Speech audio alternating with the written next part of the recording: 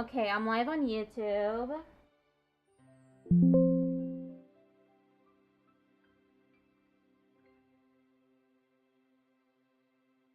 And TikTok.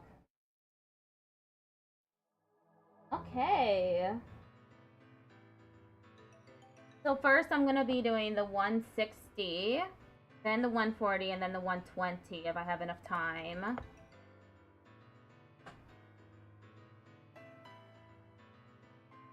I played Undertale years ago when it first released. And then I played Deltarune when it first released too. I have a Deltarune playlist on my channel on YouTube. I have all the VODs there.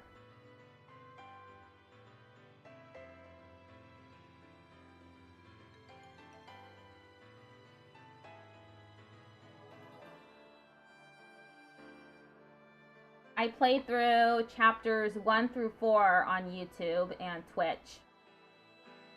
It was very fun. For my playthrough on Twitch and YouTube, I played both chapters 1 and 2 again, because I'd played it before on my own, but for some reason I didn't have a save file for either one. So I had to redo it on stream, but it was still fun. Yeah, Deltarune is an anagram for Undertale.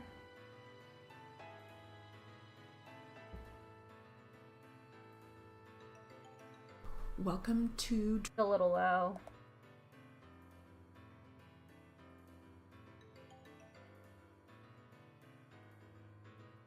drill practice. Let's get started with some Oh wait, I tangled. forgot the lookup window.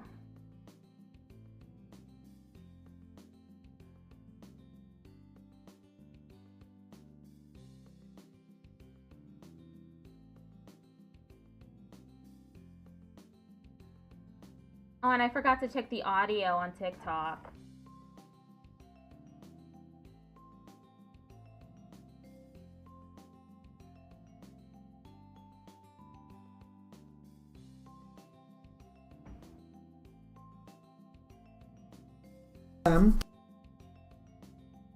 TikTok, audio, TikTok. Come on, play. Play. There. TikTok, audio, TikTok. Come on, play. Tangle Tamers. There. TikTok, audio, TikTok. Alright. I'm usually surprised many people don't know that. There's a lot about Deltarune I don't know. Hello, Bruce Beard. How are you doing? Get our fingers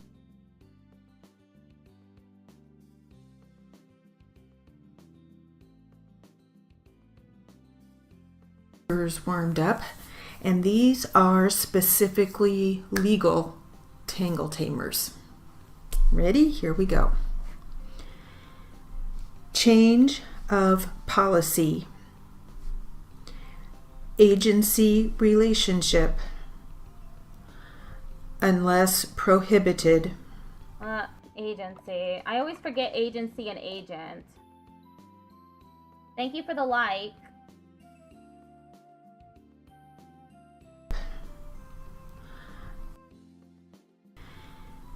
Change of policy, agency relationship, unless prohibited. Record high population. Prior act performed. Denotes legal authority. Status, condition, capacity. Continue the relationship. Plaintiffs Exhibit 11B. Mutuality of estoppel. Heavy duty effort. Appropriate to appropriation. Hello, for Sibs. appropriate to appropriation, recent public survey, reasonable and ordinary care, exercise of reasonable care, has failed to prove, in forming your opinion, with bad purpose, contractual relations, subsequent marriages, force and duress, foregoing general rule, cannot be delegated, injured third party, termination by operation, special or limited, municipal court judge, legal fees incurred, safe place of work,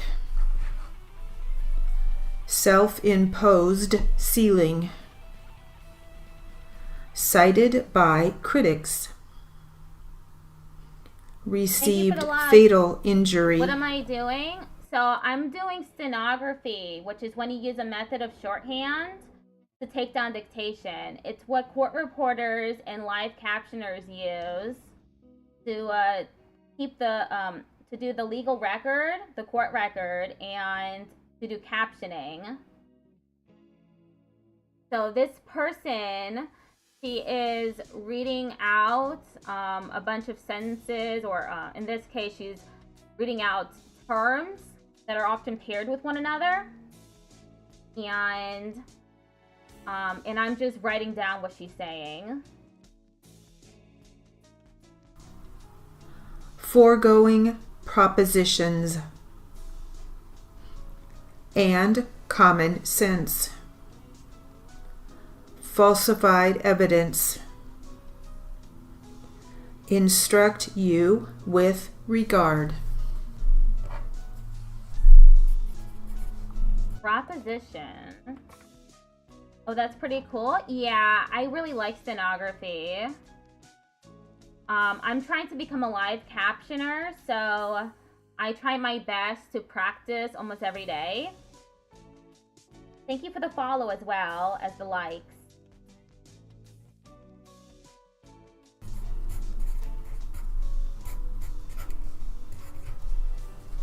This dictation practice class is at 160 words per minute. I'm currently at 100 to 120, but they recommend that you write above your speed in order to get faster.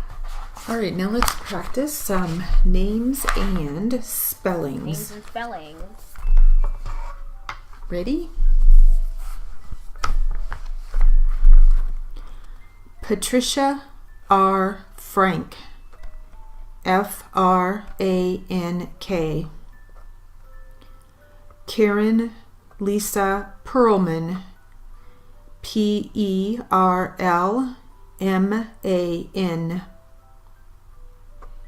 Holly M.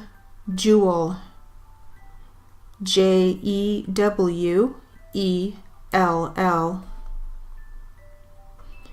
Jennifer A. Pancratz, P-A-N-C-R-A-T-Z.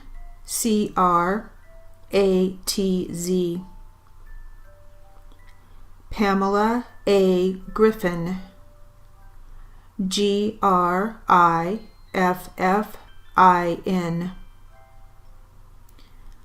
Lori L. Marchant, M-A-R-C-H-A-N-T.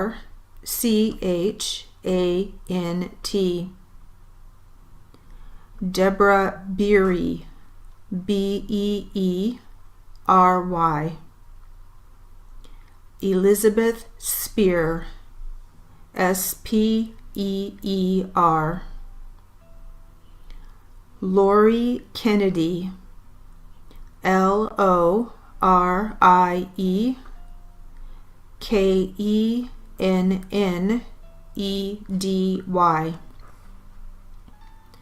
Bernadette Bernardinelli.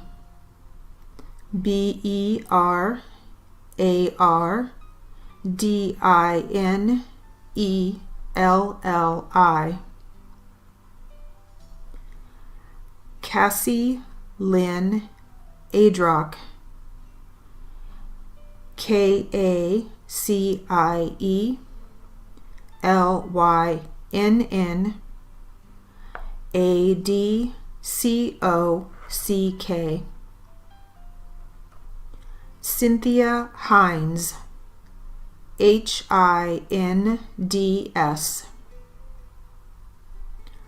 Paula Arispe. Arispe. Denise Carrillo. Carrillo.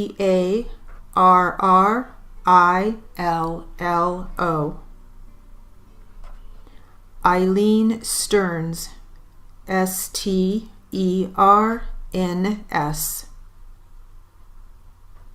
Melissa M. Thompson. Thompson.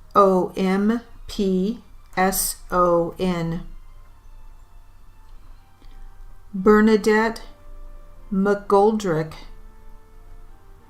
McGoldrick.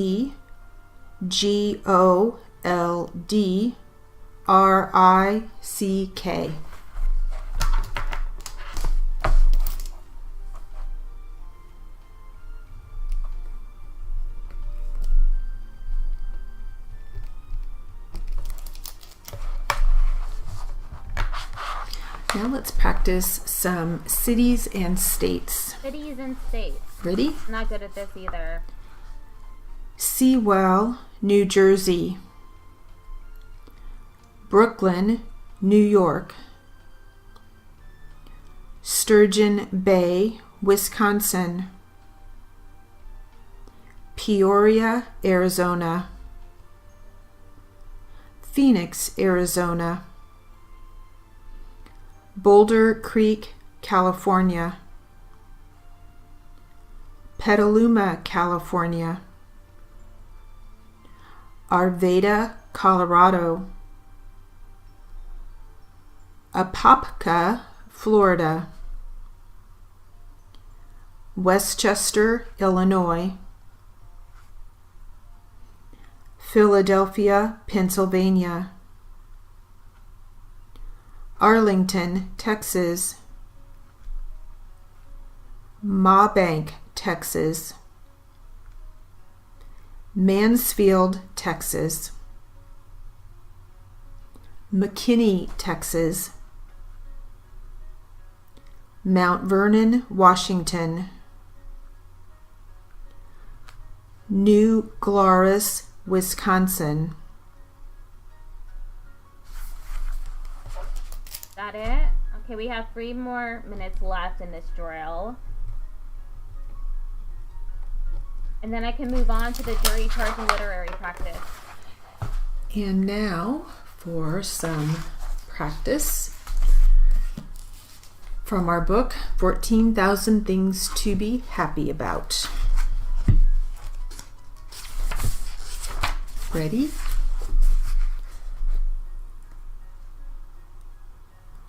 Lettuce green, pearly cottage cheese, sunny pineapple, tawny peanut, icy white milk colors, not getting lost in a new town, potato skins with dip and cold roasted green beans. Sitting down and reading all your old love letters. Watching people eat corn chips. Easter basket treats. Afternoons. batter dipped chicken topped with bacon and covered with melted cheese. Butcher block tables. Butter on every bite. Cathedrals. Cats jumping down and walking away calmly after being knocked off laps. Date bread. Extra rest. Extremely tiny pancakes formed from the batter that fell off the ladle. Hot chocolate cups and saucers. Laughing at yourself. And that will... Okay, that's the end of that drill. Time to do really badly at the jury charge and literary practice.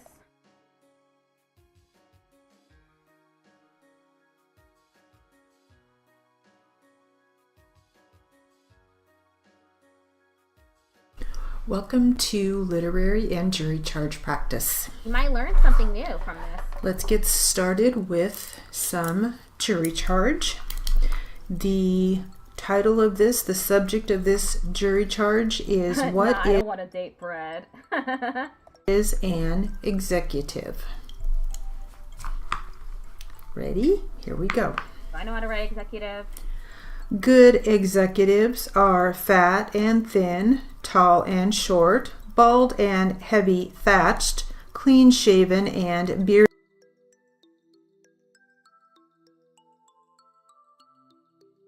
Executive. Okay. That's simple. In fact, they look like other men who are not business leaders. What makes them different? Most leaders in fields other than industrial management have a specific talent or high intellectual ability. The management leader has, however, more than a particular skill and high intelligence. He also has administrative competence and the power to make men follow him because of personal attributes. Let's take the personal qualities first. He is intelligent. He thinks clearly and concisely about his business and its problems. Decisiveness is a part of this intellectual ability. He makes up his mind, then acts, not out of stubbornness, but because his decisions are based on sound judgment after all the facts are discovered and reviewed. Open-mindedness is another phase of his intelligence. He absorbs many points of view, particularly those of his competitors, his fellow associates, and other people and trends that affect his company. He knows what goes on beyond his own specialties and interests. Best of all, his affinity to open-mindedness and decisiveness is controlled by a quiet self-confidence, not a brassy evidence of assurance. He is emotionally stable. A top executive with the ups and downs of a camel's back continuously misleads his caravan of workers. They are confused by his moodiness and inconsistency. Unless they can judge his reactions and know what is expected of them, they fall apart as a team. His emotional outbursts, besides misleading them, warp his own thinking. When he permits his personal feelings to intrude on the job and explode, he dynamites his own productivity. He is skillful with people. A management leader realizes the importance of people to him and his business. He is very sensitive to what makes them tick. He probably has no degree in psychology, but he does know that men will follow the example he sets and will develop firm, pleasant relationships. His instinctivity accepts responsibilities. When management was a young profession, the manager felt responsible only for more black figures than red in the ledger to show his stockholders. However, the good executive has stretched this responsibility to include the welfare of his employees and his community until now he feels more and more answerable to many people. Because of this feeling, he acquires a reputation for dependability, which he wants to live up to. In living up. Yeah, I'm ready for the train in a few minutes. Thank you for checking in. I'm not doing very good on this so far. I'm missing a lot of sentences. Productivity.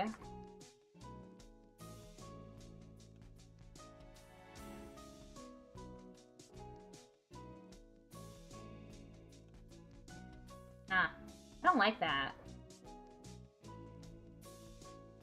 I don't like how that feels.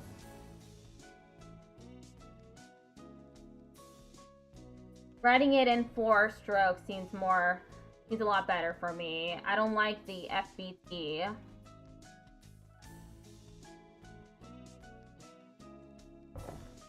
Bye, Popsy Cool.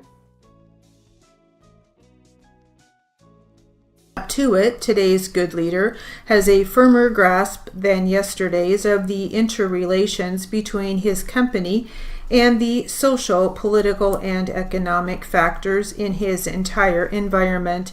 He is dynamic. This does not mean he has a high-pressure personality. A good man can be as dynamic as the strikingly active person.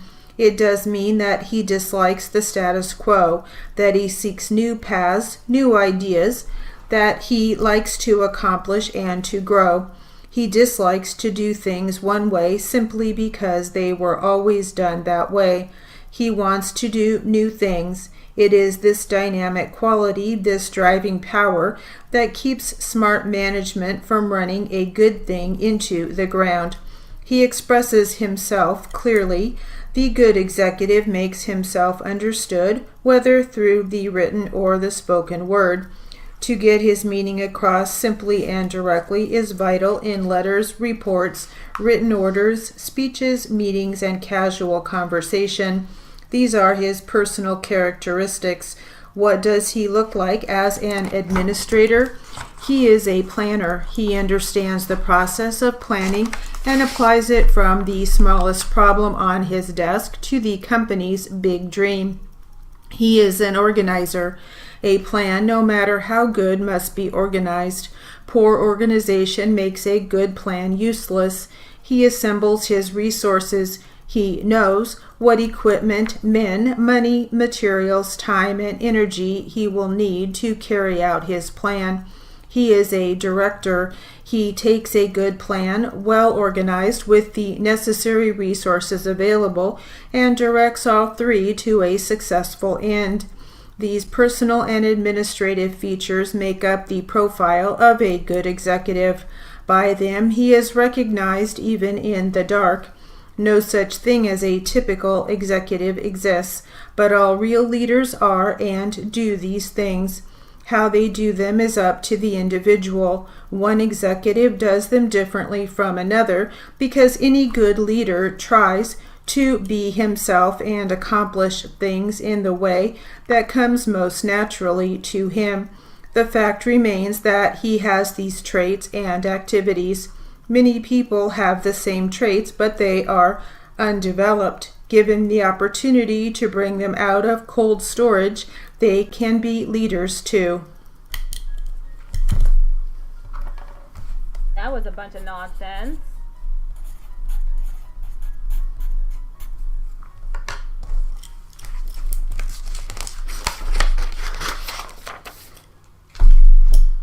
I had a lot of trouble with that. Now for some literary material. We're doing literary now. Ready?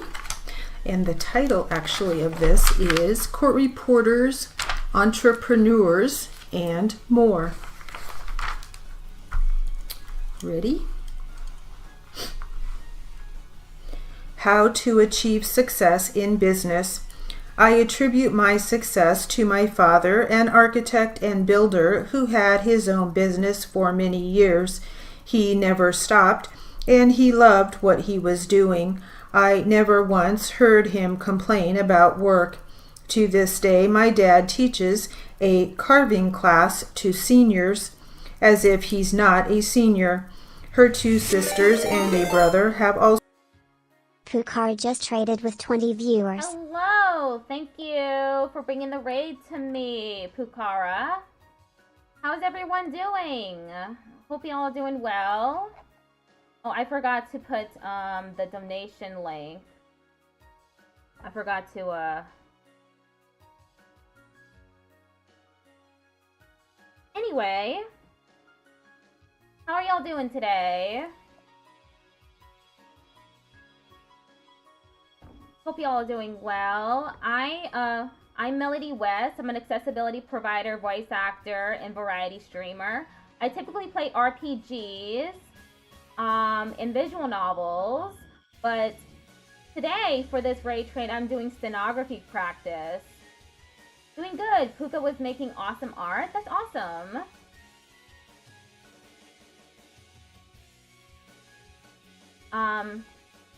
Stenography is when you use a form of shorthand to take down dictation. So I have these practice videos up on my browser, and I'll be switching between them. This is the 160 words per minute, which means it's really difficult for me. I'm having a lot of trouble keeping up. But I also have 140 and 120. 120 is more my speed. I have incentives for donating, of course.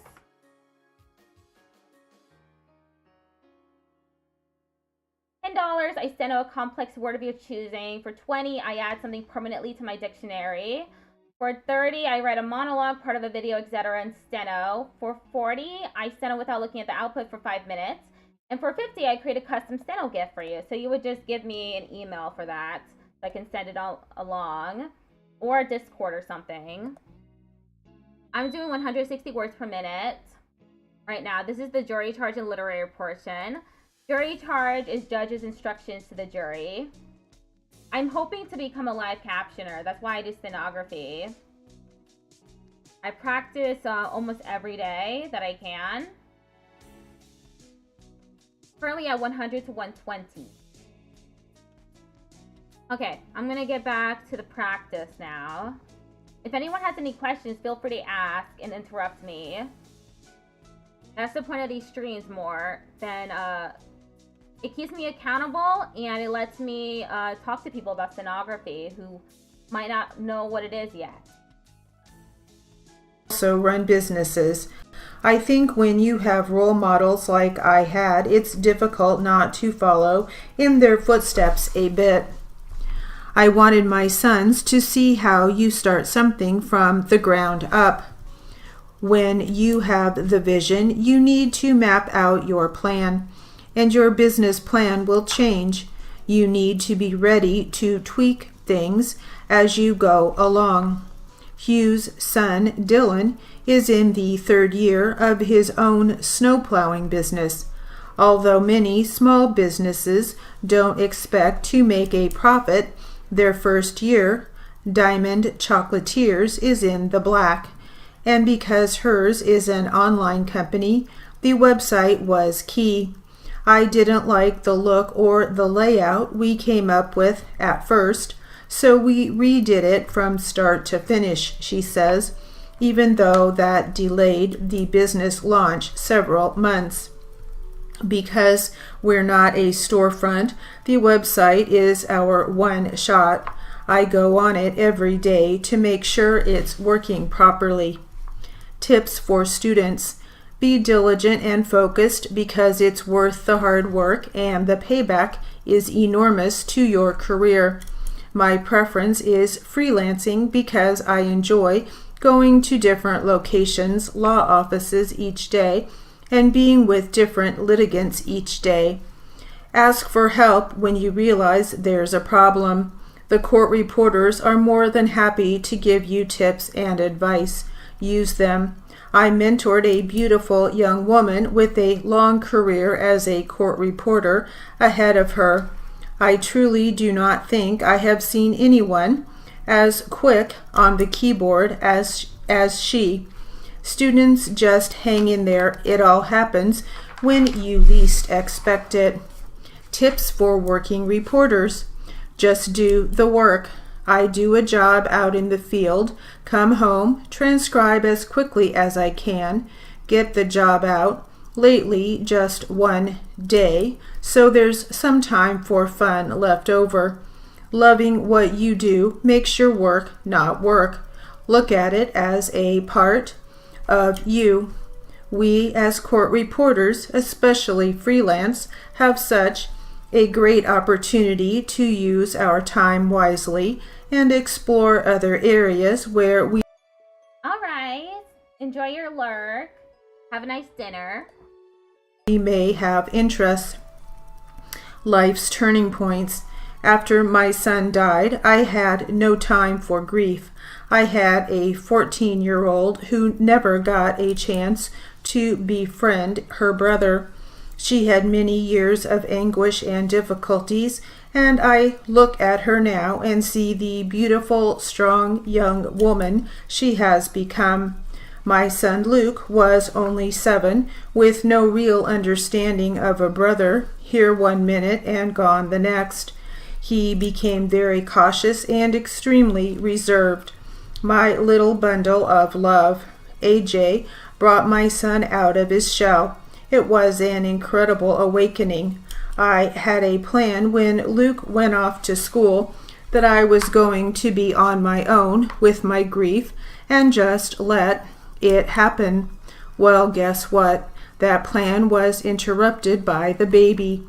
I guess I'm not in charge after all, but I can decide to wallow in the bad things that have happened, or I can walk strong and tall and be bright and cheerful and give myself a chance to really live.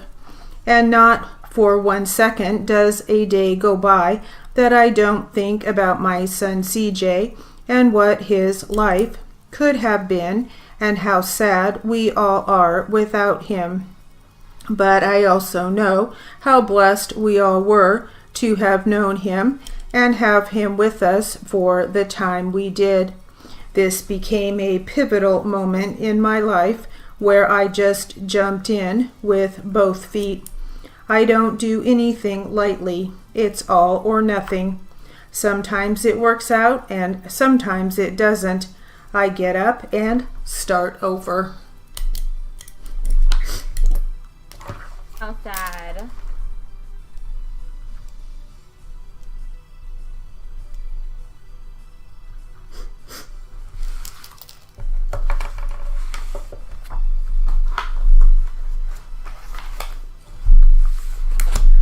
All right, let's try another jury charge.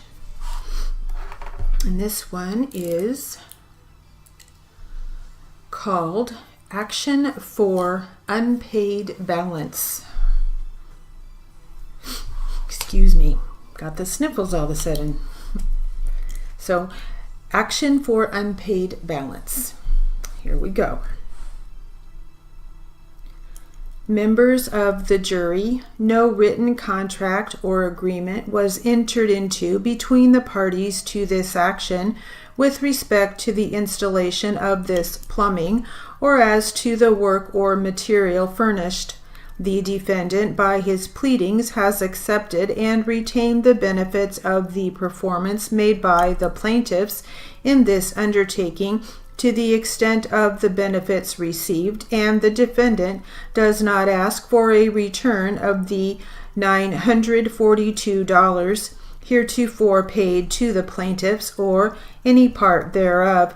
The defendant denies any liability for the unpaid balance of $877 for which the plaintiffs are now suing and which they claim is now due and owing to them for the defendant, and the defendant now seeks to recover from the plaintiffs the sum of $2,000 for the damage to his building caused by the leakage and overflow of water due to the defective plumbing as installed by the plaintiffs and for the cost of repairing this plumbing so carelessly and negligently installed. So this counterclaim of the defendant is in effect a suit for damages to his property. The plaintiffs claim that they have fully performed their part of the agreement, that the plumbing installed by them was done in a good and workmanlike manner, and that it was functioning satisfactorily in every way. So the first question for you to decide is whether or not the plaintiffs have fully or substantially performed their part of the agreement.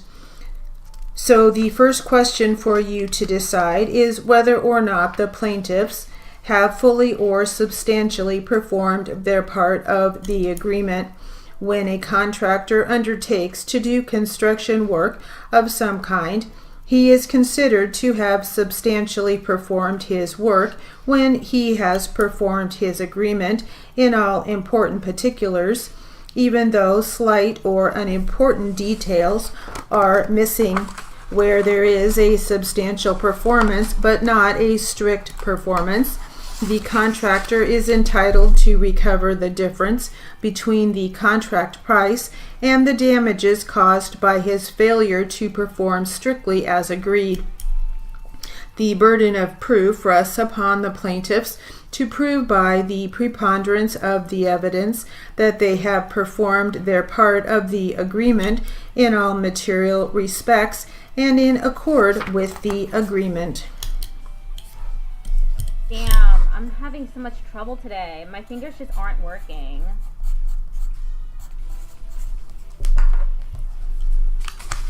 I keep typoing.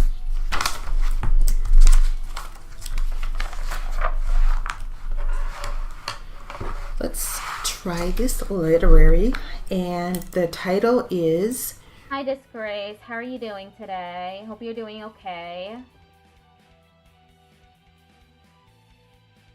Real-time software through the lens of a student.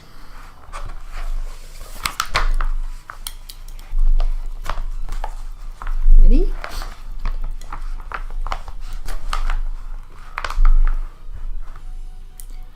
Using steno paper was a great tool in the initial stages of my court reporting education, primarily because it was very easy to use and allowed me to focus more on speed building and reading back my notes.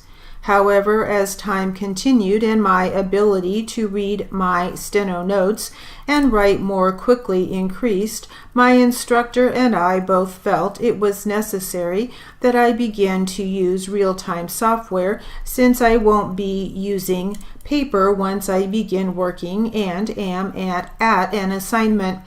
I began to implement the use of real-time software once I reached a speed of 180 words per minute.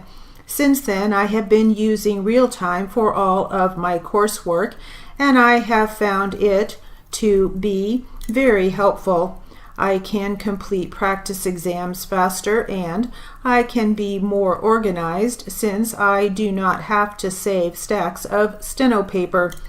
I felt compelled to learn the ins and outs of real-time software as a student because it has such an immense impact on this profession. It enables transcripts to be produced quickly. It helps judges and attorneys get the information they need faster, and it can speed up the overall trial process. It is also the more advanced option during these times in which many legal professionals are trying to find alternative means to record testimony. In addition, many court reporters with their certified real-time reporter credential earn more, and since the profession has become intertwined with this software, it only makes sense that it be emphasized among students. I believe that Thought it was going to be about captioning when they said real-time software. Yeah, it seems they're talking about court reporting. It is crucial to improve myself professionally prior to entering the workforce, especially because there are perks to learning real-time while a student. Primarily, there isn't any added pressure to know every facet and use of the software in a short period of time, and I can learn real time as I go. Learning real time as a student will also make life as a certified court reporter significantly easier because my dictionary will be comprised of a larger amount of legal and medical terms. This is extremely beneficial because I will be better prepared for any type of legal or medical malpractice deposition. Also, a new court reporter who is already familiar with their real-time software will be able to edit transcripts faster and more efficiently and submit court records at a more rapid rate. Likewise, the ability to turn in work sooner will ultimately allow for more assignments to be taken, which can lead to greater earnings. The process of transitioning from steno paper to real-time proved to be quite simple given the fact that I had done my research and knew what software I wanted to purchase. Fortunately, there are many companies that provide reduced rates for students. And that will conclude. That's it? Damn. Welcome back, Patrick. I'm not doing very well today at 160. Ticked off Patrick just redeemed yeehaw. Thank you for redeeming yeehaw. Okay. Time to try the Q&A. I'm gonna do even worse on this. Whoa. I'll be relieved to be at 140 and 120.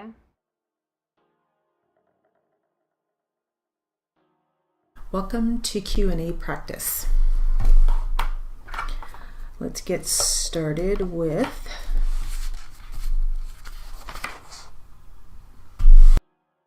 I don't know anything about software except Eclipse exists and it's $5 trillion. Dragon Infernos just redeemed pat my head. Thank you for patting my head. When I was in school for reporting and captioning, we used Digital Cat instead. It was Cuyahoga Community College. They preferred what's it called again? Digital Cat. I literally just said it. But I did have to use Digital Cat, the student version, for all of my classwork. We had to submit transcripts for as a class assignment, so I had to be in the Digital Cat format.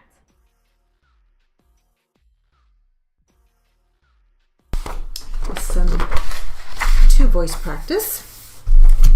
And we will start with the defense for a little warm up. Defense.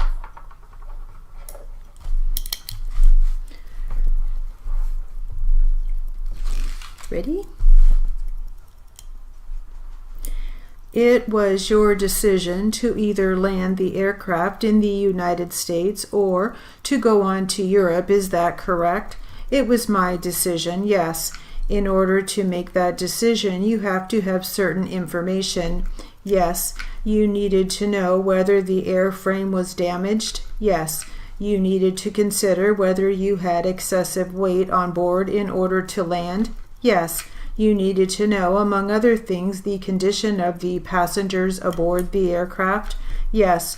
I take it that you asked Mr. Sims to check and to give you his opinion of the condition of the passengers aboard the aircraft? Certainly.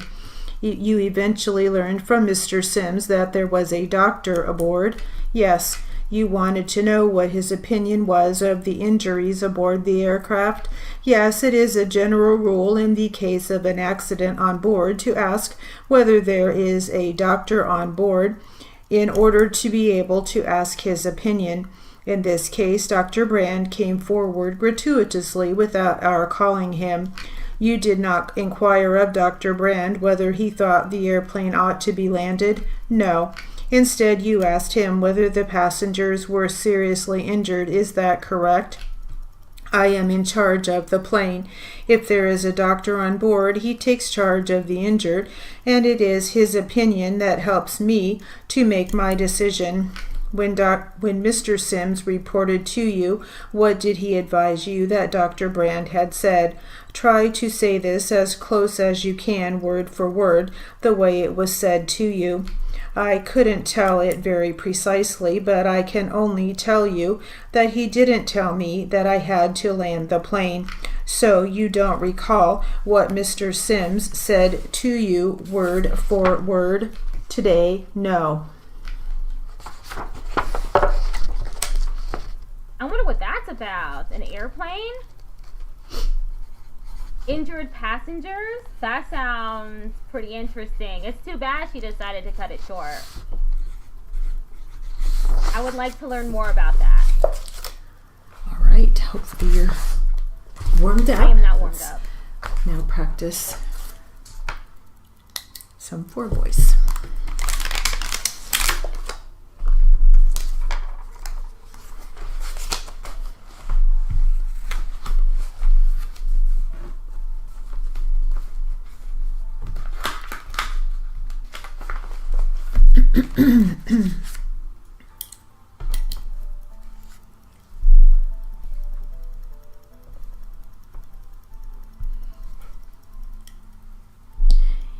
And we will start with defense.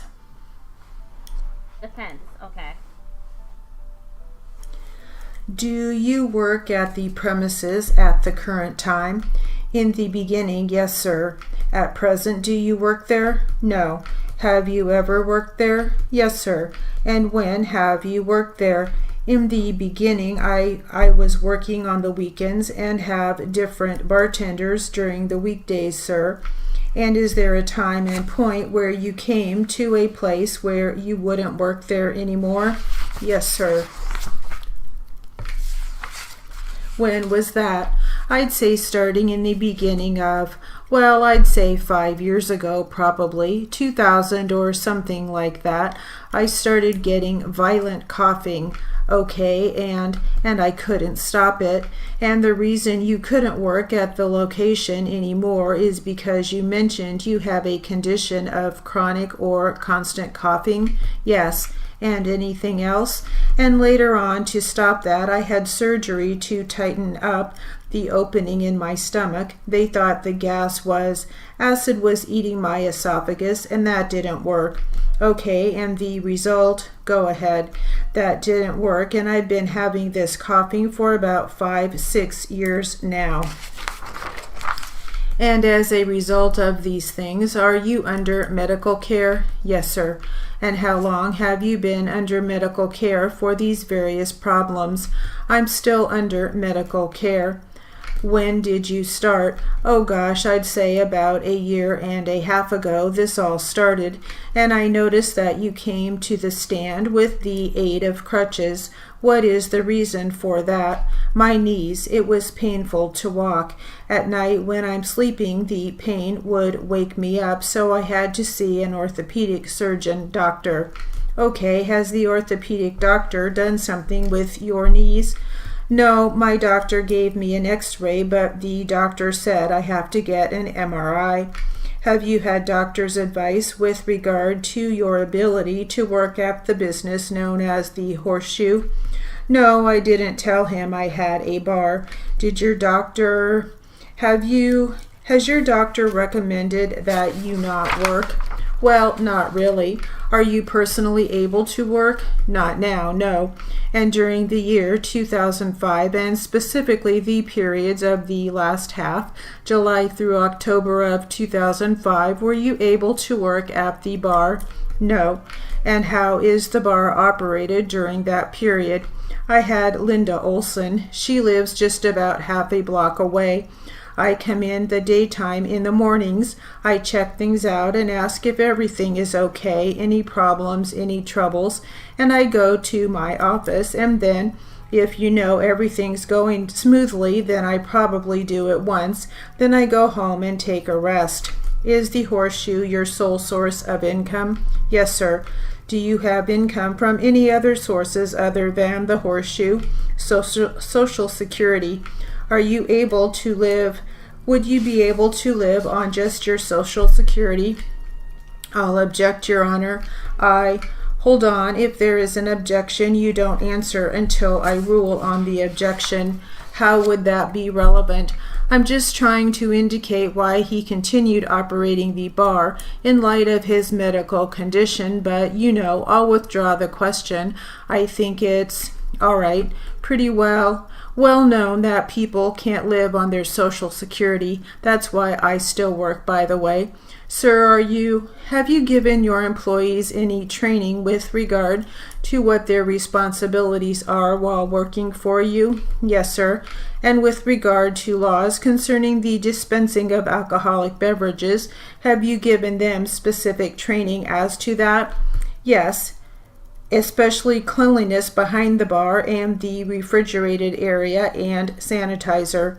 How about have you given them training with regard to serving alcohol to people that are intoxicated? Yes, I told them. I said the best way to do it is just quietly refuse to serve them. And training with regard to people that might not be old enough to drink, I told them to check for IDs. Yes, sir. And have you made any reference to your employees as to training activities such as gambling, prostitution, drug activities? Yes, sir. I said no drugs, no gambling. I said they can play the pool table, but no gambling. What have you done? Have you sent them to any classes or any schooling? I sent the new ones to LACC. They have a class on bartending. Is that a class on how to make drinks, or is it a class on their legal responsibilities with regard to serving alcohol? Well, making drinks and how to conduct themselves and things like that. The investigator testified that there was a sign in the business that indicated something to the effect that no drug sales, no drug use or sales allowed. Did you have such a sign? Yes. Why was that in there? I just wanted to make sure that I didn't want no drug dealings in there or use in my premises. And with regard to Linda, you say you had her run the bar for you?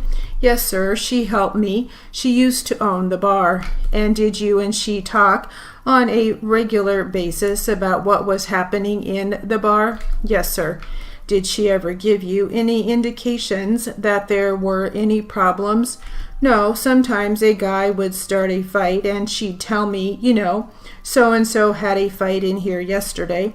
Did she ever tell you there were any drug problems? No, sir. Did you ever ask her?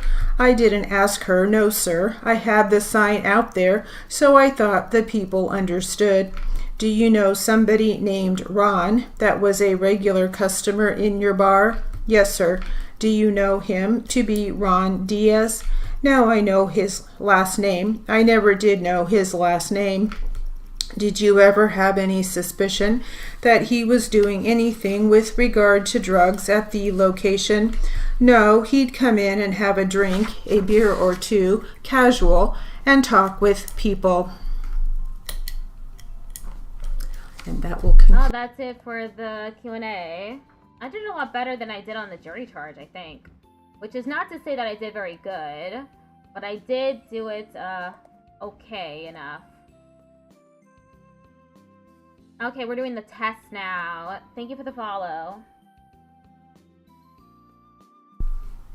This is a 160 Q&A practice test. Plaintiff attorney Ms. MS period Alvarez, capital ALVAREZ. Defense attorney Mr. West, capital WEST.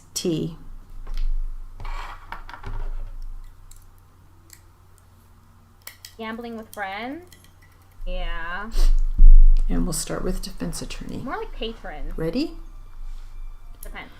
How long did you work off-site? I think approximately, I don't recall if it's 1 year or 2 years. And what is the general age group that you work with, middle school to high school? Are there any particular subjects that you assist in? Whatever the student needs help with. Now, is the Employment Choices Center on the Western High School campus? We used to be, not anymore. Now we're back to the Employment Choices Center. Okay, so it's off-site? It was off-site for that year. Okay, they put it off-site so that the students would have something local to go to school, but they've decided to move it back. So now you're back at Western High School? No. I was at the Employment Choices Center. They've decided that we should go off-site, and they put me, they were shifting people around, so they took me from the Employment Choices Center, and I got bumped from my position, so they moved me to Western, where I could help the students over here. Then this year they moved us back. About how many hours a week do you generally work? 20. And what is your rate of pay? 18.34. And what are your general work hours? 7 to 11, 7 a.m. to 11 a.m. And who is your immediate supervisor? Sarah Reese. Is she the teacher that you work with, or someone else? She. Is she the teacher that you work with, or is it? She's the vice principal. And do you work under a particular teacher? I work with Ms. Davis. And during the period of time that you worked for Orange Unified since May of 2010, have you worked for anyone else concurrently that is at the same time? Yes. Who else have you worked for? The Southland College Foundation. They're still located in LA? Yes. When did you start working for the Southland College Foundation? In maybe 2006, 2007. Can I have a tissue? Of course. Thank you. And what position do you have there at the Southland College Foundation? Tutor. And what age group of students do you tutor? It's the same company that I gave you earlier. Right. K through 12. What is your rate of pay? $17. And your usual shift? Varies according to the whatever the needs are. Okay, what does it generally average? Average maybe, it depends on the need, anywhere from 2 to 10. Okay, I couldn't say. And what hours do you usually work? Since you work for Orange Unified from 7 to 11, when do you work over there? It's not now. It's before I used to. Okay, then I guess you don't understand my question. Oh, I'm sorry. My question was during the time that you worked for Orange Unified, okay, since October 2010 to now. Have you worked for anyone else? Yes, that company. Okay, so what hours do you work? Can I just clarify something to make sure we understand each other? Yes, I think that what you're saying is that maybe at the beginning of your employment with Orange School District, you were working with the tutoring company, but not currently, since you worked for Orange for, I believe you testified, around 5 years. Does that help clarify at all? Yeah, okay, yeah. So you worked for, okay, you started for Orange in October of 2010, correct?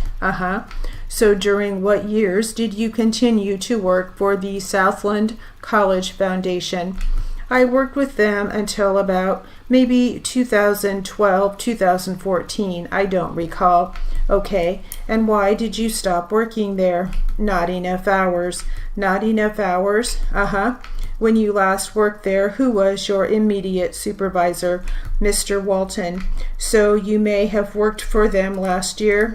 I don't remember if it was last year or the year before. Okay, when you worked for them, as I previously asked you, you worked for the district from 7 to 11. When would you go work over there? It depends. The hours were different before for the district. Okay, I'd work after maybe, hard to say, because the students, some days they got out earlier depending on the school. So I had different students from different schools. Through the tutoring company, it's supplemental educational services. So, okay, so you weren't working at the office location in Los Angeles necessarily? No. Okay, no, we go to their homes or to the libraries. Oh, okay. It would be a cafe too, Starbucks, whatever. When you would go to these libraries or their homes, were they generally out here in Orange County, San Bernardino County, or LA? Orange. And during this period of time, when you had the 2 employments at the Southland College Foundation, did you sustain any injuries? No. Okay, can you describe for me how the injury of October 2013 occurred? I was coming to work and there was like a big cloud, so we got to work and the fire personnel were there. So they were there before you got there? I don't know. When they got there, they were there. Yeah. Okay, so what happened when you got to work? I was carpooling with one of the ladies and the what is his title? Somebody told us that there was some kind of leak and that we were to wait across the street to be given more instructions. Who were you carpooling with? The name of the lady? Cindy. Do you know her last name? No. And did you and Cindy proceed to wait across the street? No, before that happened, somebody told us to wait across the street. Parents were dropping off the students, so we were telling the parents that no, that they couldn't stay. Where were you located at that time? In the front of the school? In the driveway of the gate? And how long were you out there informing the parents to not leave their students, their children? Like maybe an hour, I don't recall, maybe less. And then it was after that they told you to wait across the street? Yes. Did you wait across the street? Yes. For how long more? Thank you for being part of the RAID train and helping raise awareness and funds for TEP. Thank you for being a part of it too. And Patrick, thank you for the yeehaw. I don't remember how long we waited. I'm sorry, I really don't remember.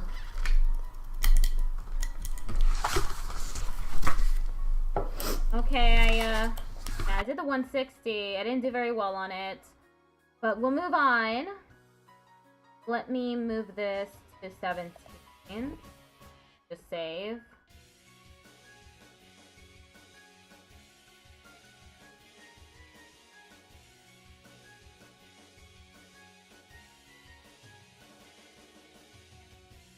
Welcome to drill practice. Okay, I'm moving on to 140. Welcome to drill practice. And let me put the volume up. Let's get started with some words from our list of 1,000 most frequently used words. Ready? Goes, cars, miss, practice, including, folks, road, agent, character, third, country, standard, result, miles, mailed, equipment, manager, tired, entered, warm, available, similar, reports, hair, allowed, station, sense, holding, states, accounts, circumstances, trade, snow, loss, neither, satisfaction, average, representative, outside, offered, pictures, properly, entitled, none, superintendent, satisfied, samples, mistake, stating. All right, we're going into the ad break now.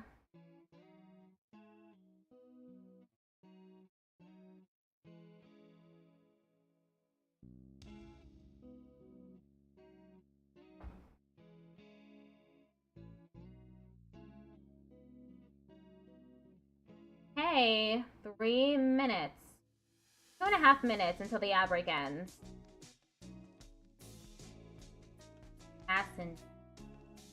Was that supposed to be accounts? Oh no. Equipment.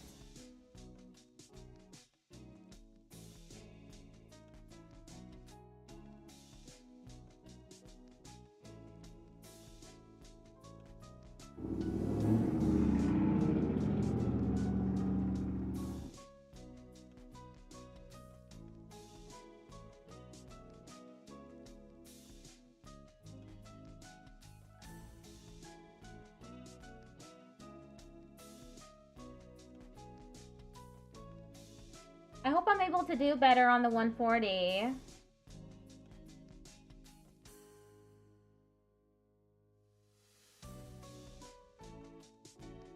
One and a half minutes left.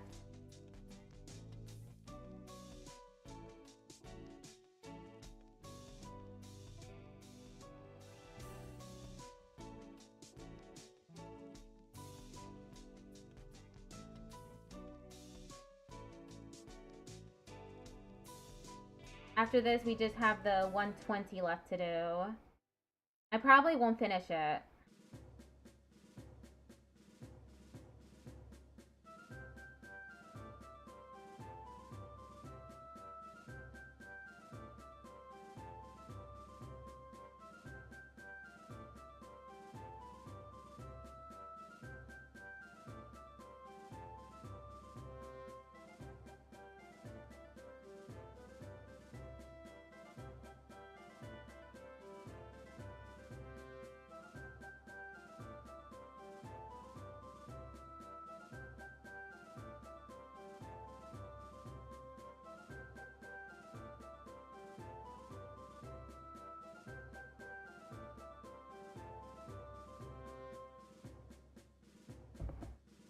Twenty seconds left.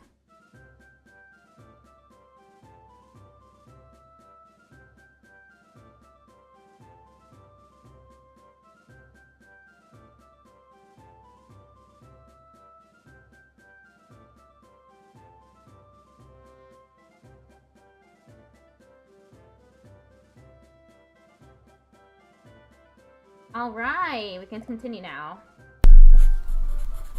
You're making dinner? What you making?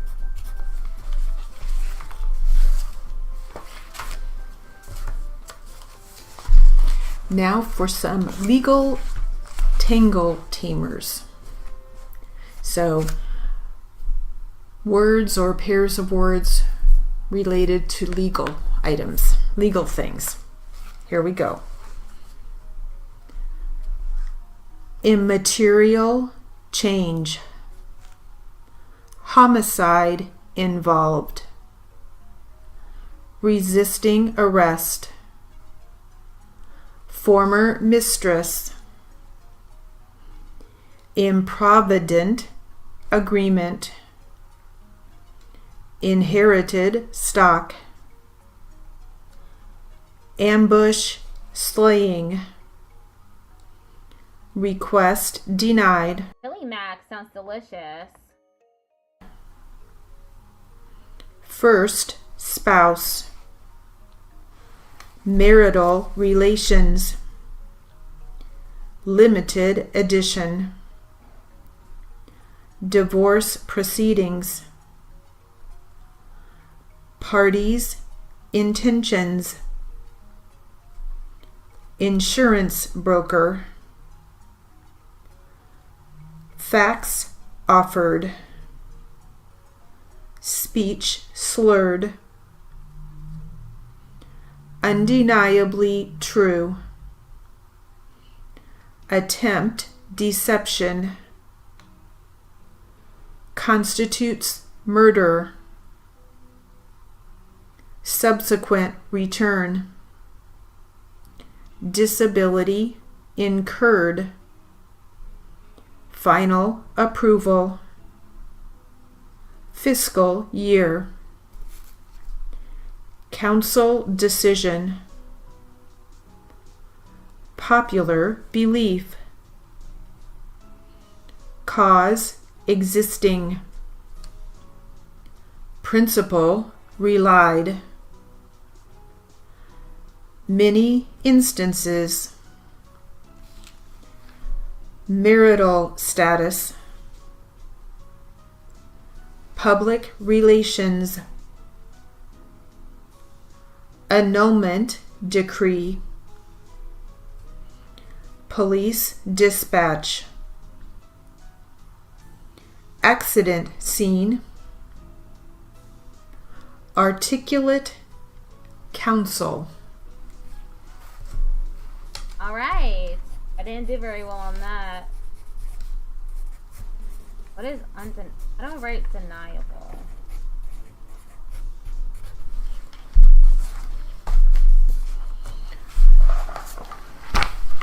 Okay, undeniable.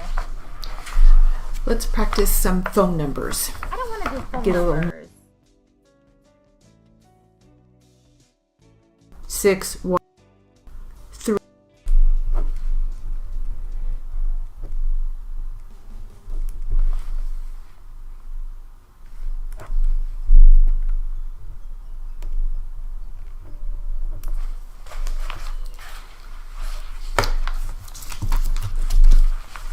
Now for some things to be happy about.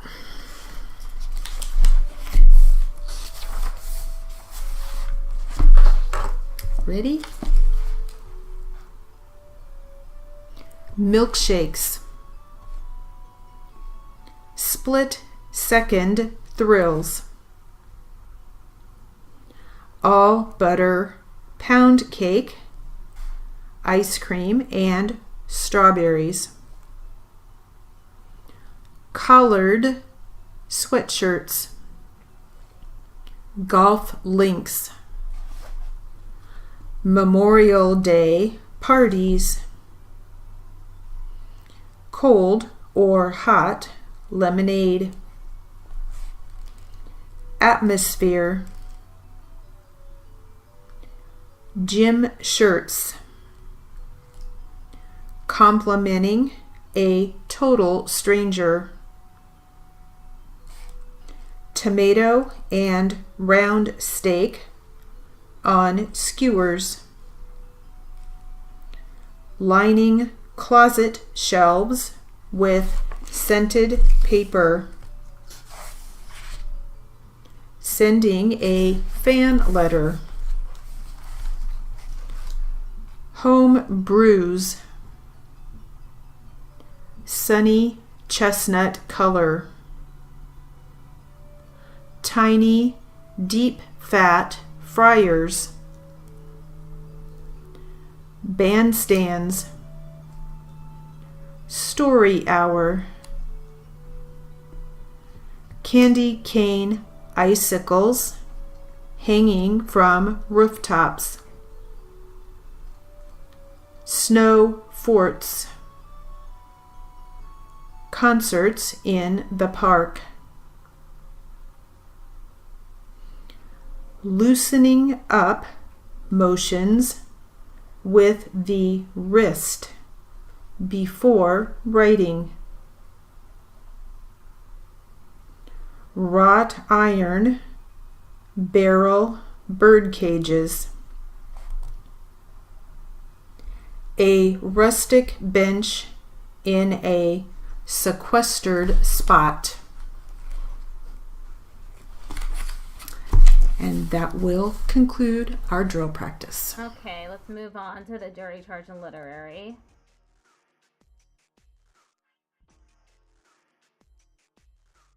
Maybe I'll do better on it this time, now that it's at 140.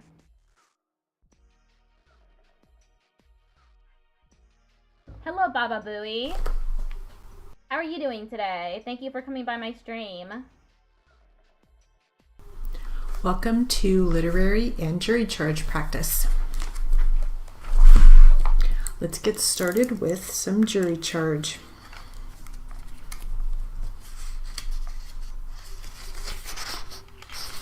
Ready? We have had no medical testimony of an affirmative character. The plaintiff tells us that she was taken to the hospital by somebody whose name she does not know, but the hospital records are not produced. She says she was in the hospital for a half hour, that she was... Stenography intimidates you? It's not that difficult to learn how to write in it. What's difficult is actually practicing enough that you get faster.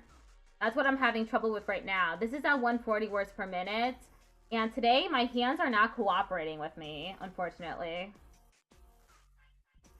Was instructed to bathe her face with witch hazel because she said her left cheek was swollen under her eye. She said that her left side, the left side of her abdomen, pained her. She said they bandaged it. Well, the hospital records have not been produced. She said she had a doctor, her own doctor, come to see her, and on his instructions she stayed in bed for several days. That doctor isn't produced because we are told he is in military service. She said she went to another doctor. She had a doctor call to see her once. He is not here because he is also in the service, she tells us. We have no testimony other than her own to the fact that she suffered pain in her left side and still suffers pain in bad weather since the accident, although she was in good condition prior to the accident. She tells us that she had a bill of $80 from one doctor and she paid $82 to the other doctor. Then she tells us she also was instructed to have some x-rays taken, and we had the x-ray expert testify. He tells us that while he took some x-rays back in December of last year and again in October of this year, all of those x-rays were negative. That there were no fractures, nothing pathological, nothing abnormal shown which would cause any pain. Nevertheless, the lady told him that there was tenderness in the left side of her abdomen. As I said, use your common sense and sound judgment. You should also bear in mind that the x-ray doctor said his bills for these x-rays were $60 and $40 respectively, a total of $100. If you consider that those x-ray pictures were reasonably necessary and that those charges are the fair and reasonable charges, you should have a right to compensate the plaintiff, Edith Sweeney, to the extent of the $100 and also to the extent of the other medical bills, the $20 and the $80 to which there was testimony, if you believe these bills were fair and reasonable. don't know what's going on there.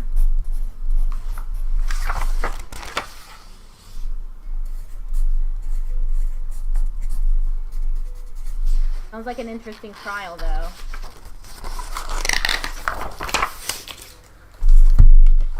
Now for some literary material. That all sounds very confusing. Yeah, it does.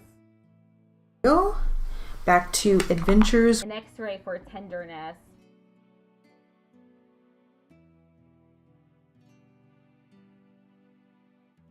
With Ben Harold. Ben Harold? Ready?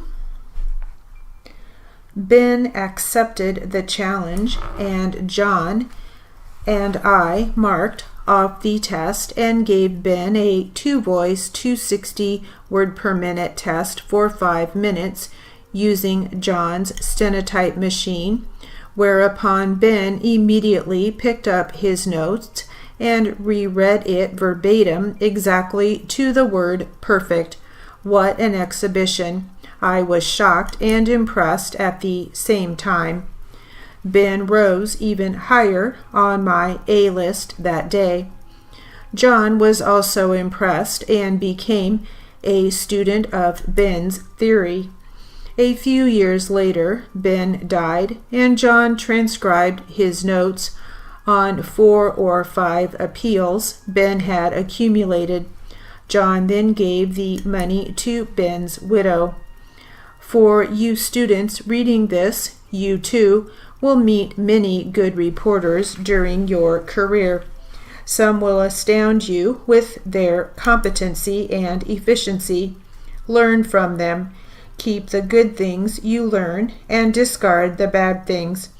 Help and encourage others wherever you find them. Who knows, maybe one day you could make someone's A-list. Competency. Oh, okay. It's KPS-AE. Alright. That's a simpler brief than I thought it would be.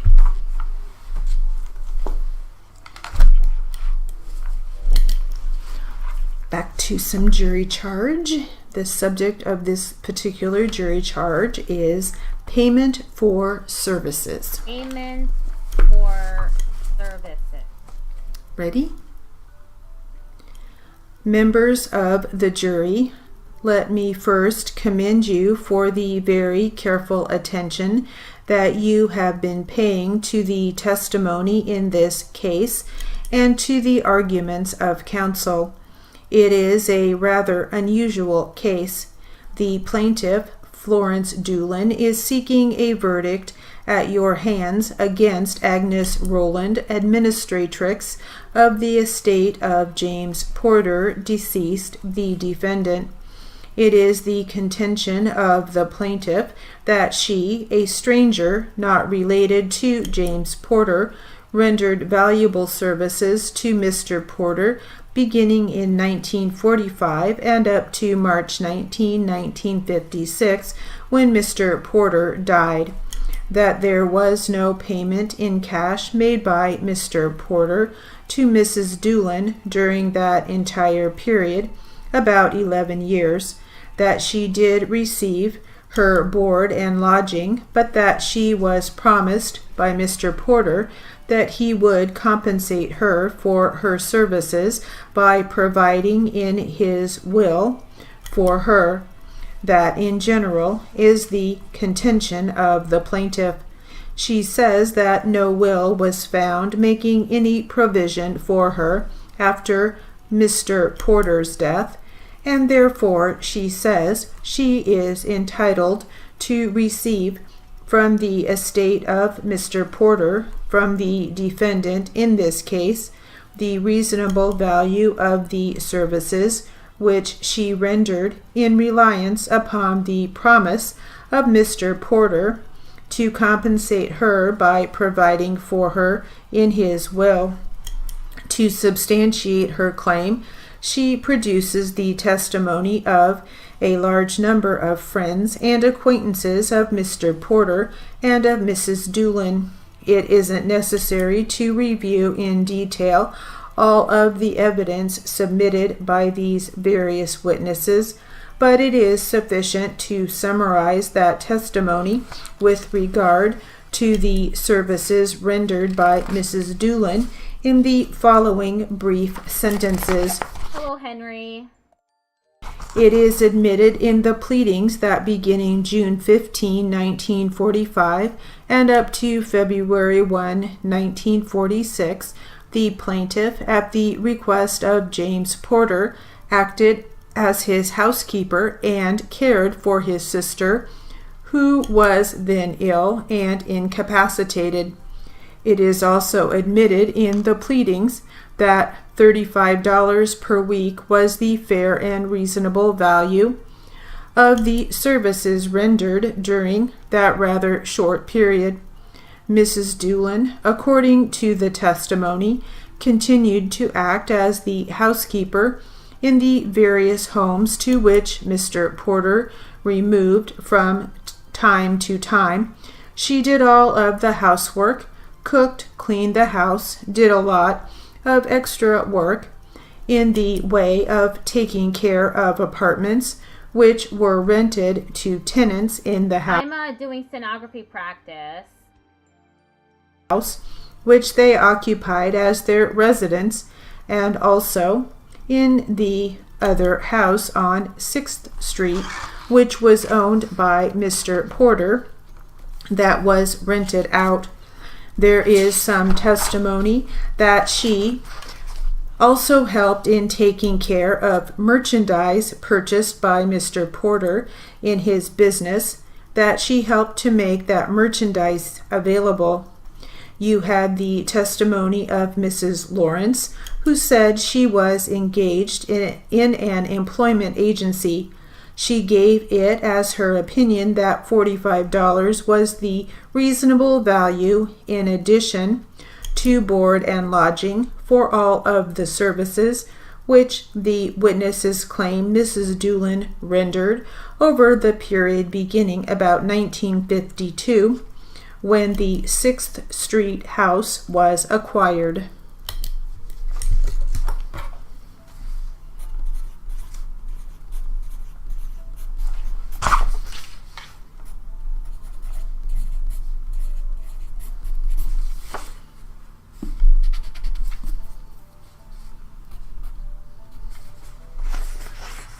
Okay, we're halfway done with it. Now for some literary material, and this literary is called The Judge. The Judge. All right.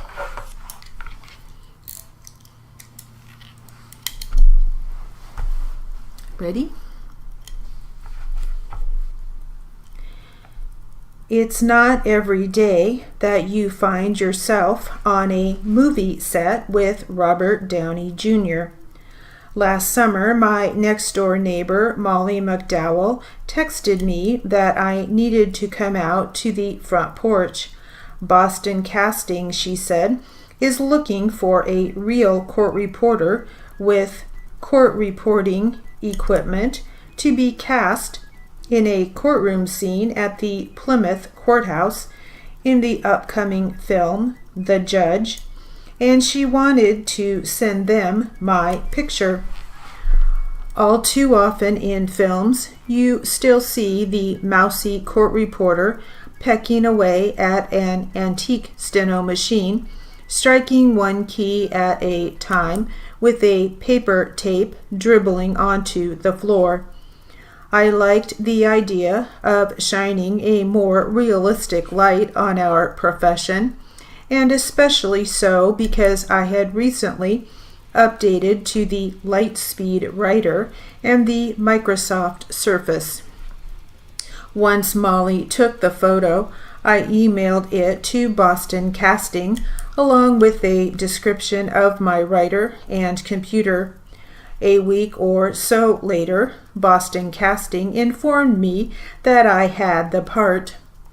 When I inquired as to whether I would be paid for my time, the casting director replied with a wink, "The food at the site is really great." The next step was to report to the wardrobe department in Allston, Massachusetts, and bring 3 outfits I would normally wear to work. The wardrobe department was housed in a gray brick warehouse that took up half a city block.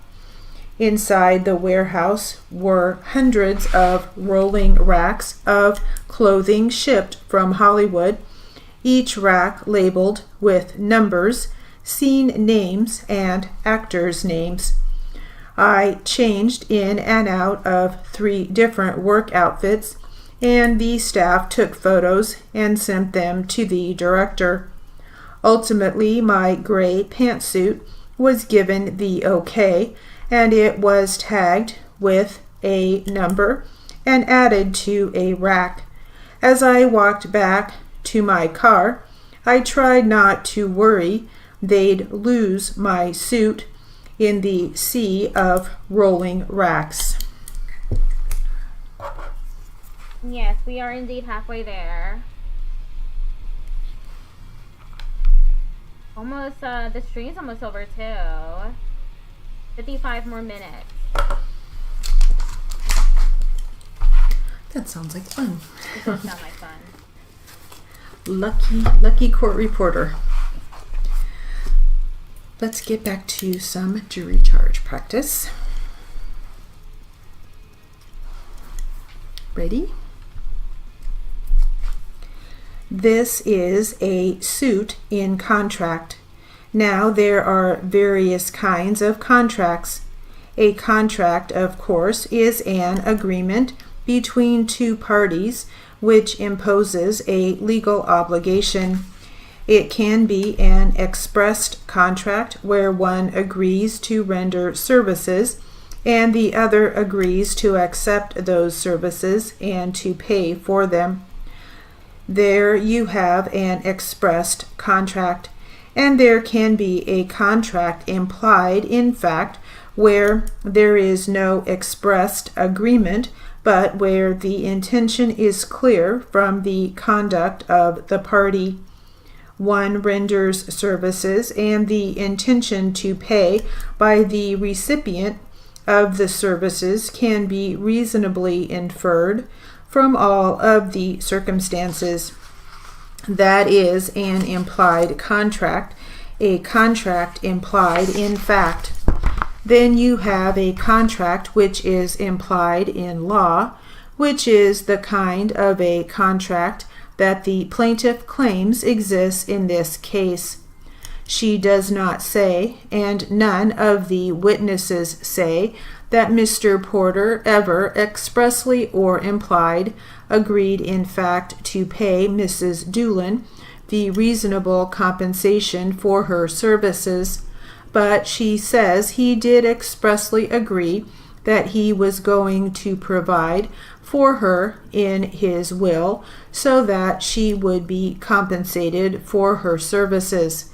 And because he failed to provide for her in his will, because there is no will found which makes provision for her to compensate her for her services, she says the law implies, out of equity and justice and reason, that she ought to be able to sue the estate of the decedent for the reasonable value of her services. Therefore, the law implies a contract. Estate. I keep writing it wrong. Estate. Okay.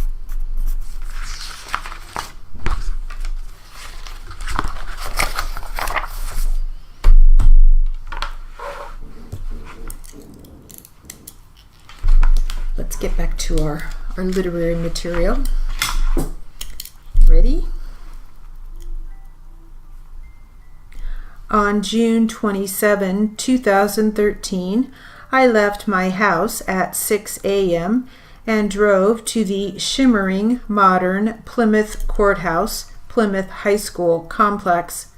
I was directed to the school building where I was given a number and directions to the cafeteria to wait to be called for hair, makeup, and wardrobe. The high school was used as a staging area for actors, extras, gaffers, cameramen, construction people, lighting and sound engineers. Breakfast at the Plymouth High School cafeteria was excellent as promised. I chatted with some retirees who frequently work as extras on movie sets for a little extra income. About half an hour later, I was called to hair and makeup, and after I was fixed up, I was sent to wardrobe, where I was reunited with my gray suit, and from there escorted to the courtroom. The film's director, David Dobkin, prefers to have real people play themselves in his films. For example, at the gorgeous, sun-drenched Plymouth courthouse, there were extras dressed as uniformed bailiffs and court officers. There was also a set of authentic uniformed employees, bailiffs, court officers, and employees of the court.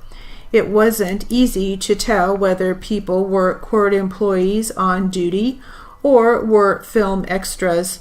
When asked for directions to the cafeteria or restrooms, actors and employees both replied as if they worked there. One person who fascinated me on the set was the continuity guy. He was the person responsible for making sure everything is the same from scene to scene and take to take.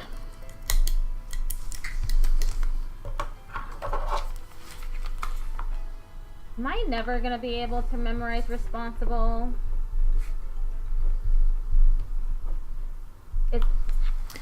And that will conclude our literary and jury charge practice. All right, I'm moving on to Q&A now.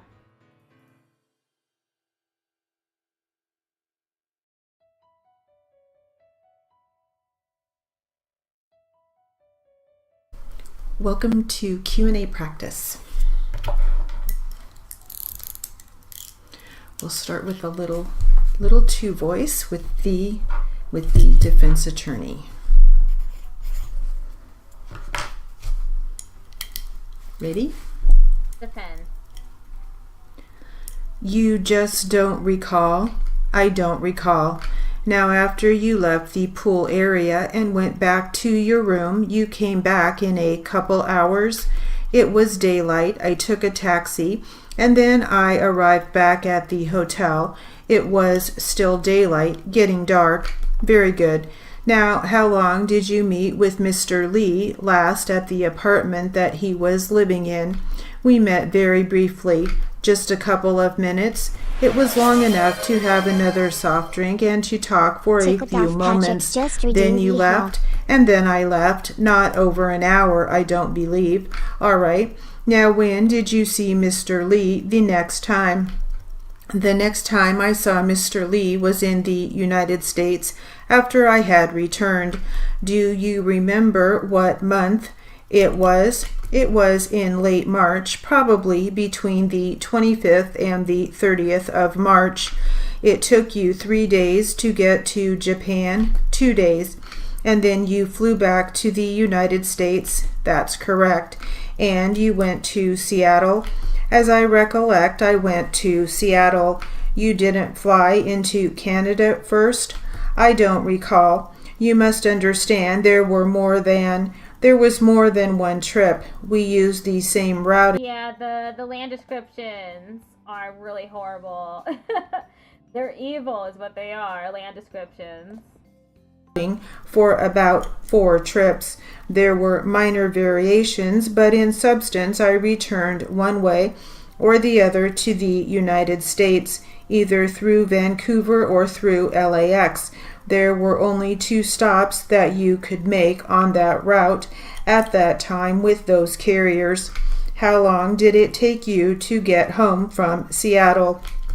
It's about a 3.5 hour flight, I think, by the time you check in. It's not a long flight.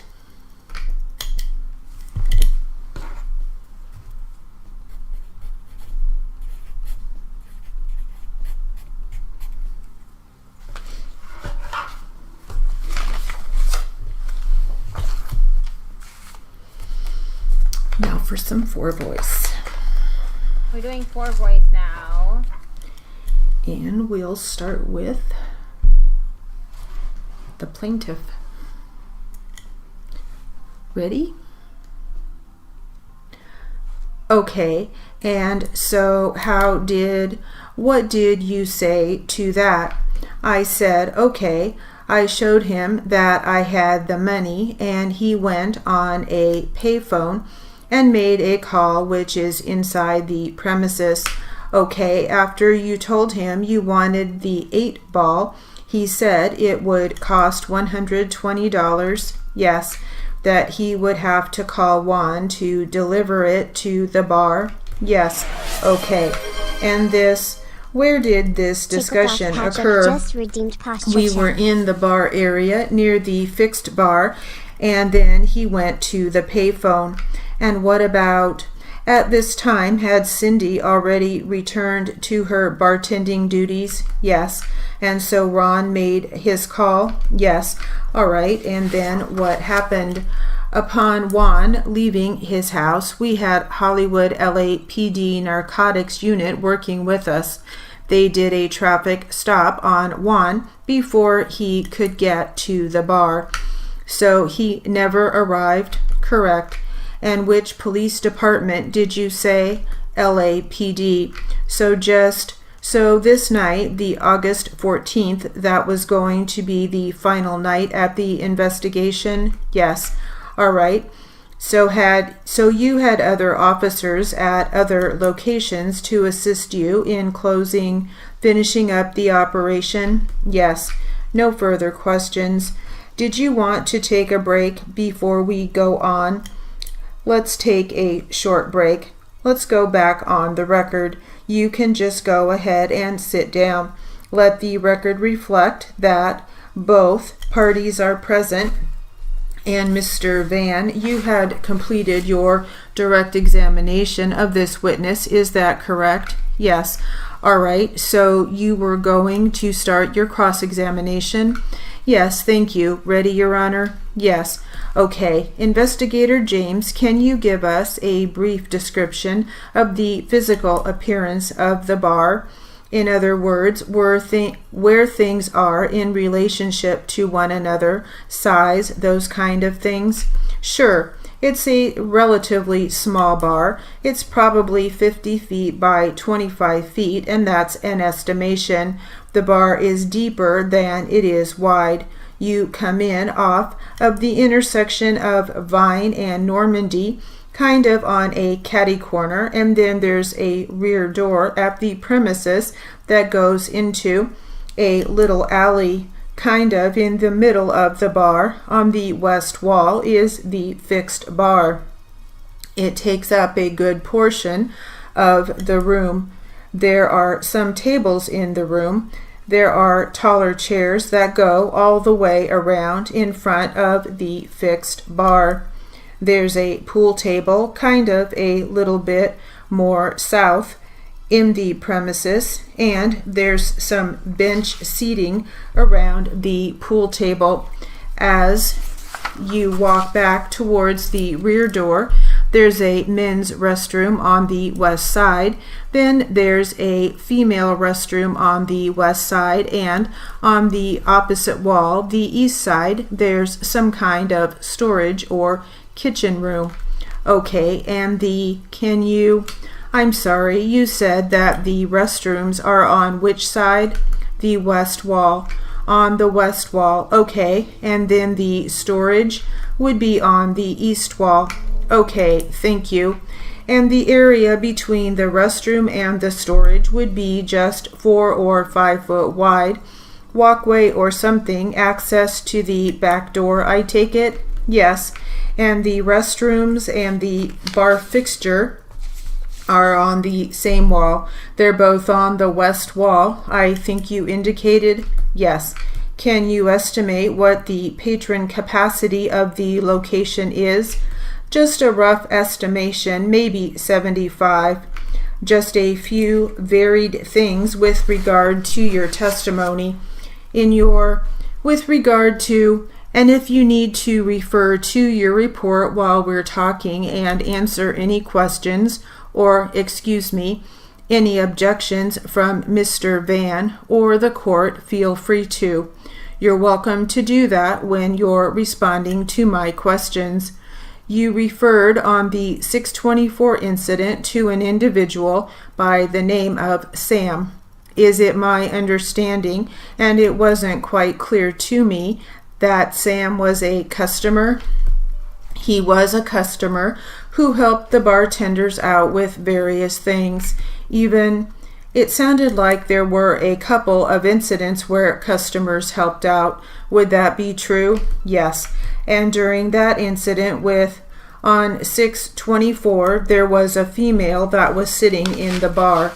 You testified that she said something to the effect that be careful or that you should be careful. Yes. And that was a customer also? Yes. And she said, and I think the language you said, at least the language in your report that you quote was, among other things, be careful around here. Did you have any understanding of what she meant with regard to her comment of being careful around here? No. You didn't know whether that meant that there were any instructions by the employee to take action? I took it just that it was an illegal thing and I should be careful for the cops. That's what you took it to be? Yes. But she did say be careful around here, correct? Yes. Then on 7/6 of 06, you testified to an incident with Linda, some transactions that you apparently were involved in or heard, some discussion you heard, and then a customer apparently said something that guy's stupid walking through here with drugs. Something along those lines, yes. And did you have any understanding as to what he might have meant? Just that in fear of being busted, you shouldn't have stuff like that just out in plain view. Where's the jukebox in relationship to the bar fixture?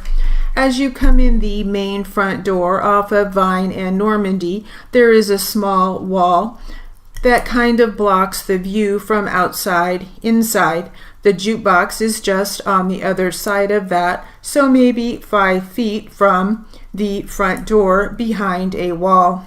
Okay, and I'm sorry, if you walk in the front door, there's a wall that you have to go around to get into the premises, I take it? Yes. It's designed to block the view from the outside into the premises? Yes. And the jukebox is on the backside of that? Yes. And the bar fixtures on the west wall, how far away from the jukebox? The fixed bar comes all the way down, almost within 5 feet. Thank you for hydrate.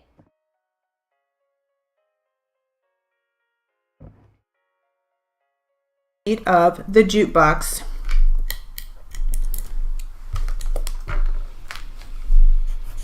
That's it for that. Moving on to the test now.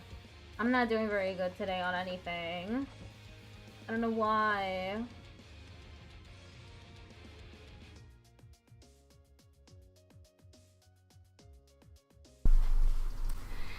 This is a 140 Q&A practice test. Plaintiff attorney, Mr. Scott, capital S-C-O-T-T. Defense attorney, Ms. M.S. period West, capital W-E-S-T.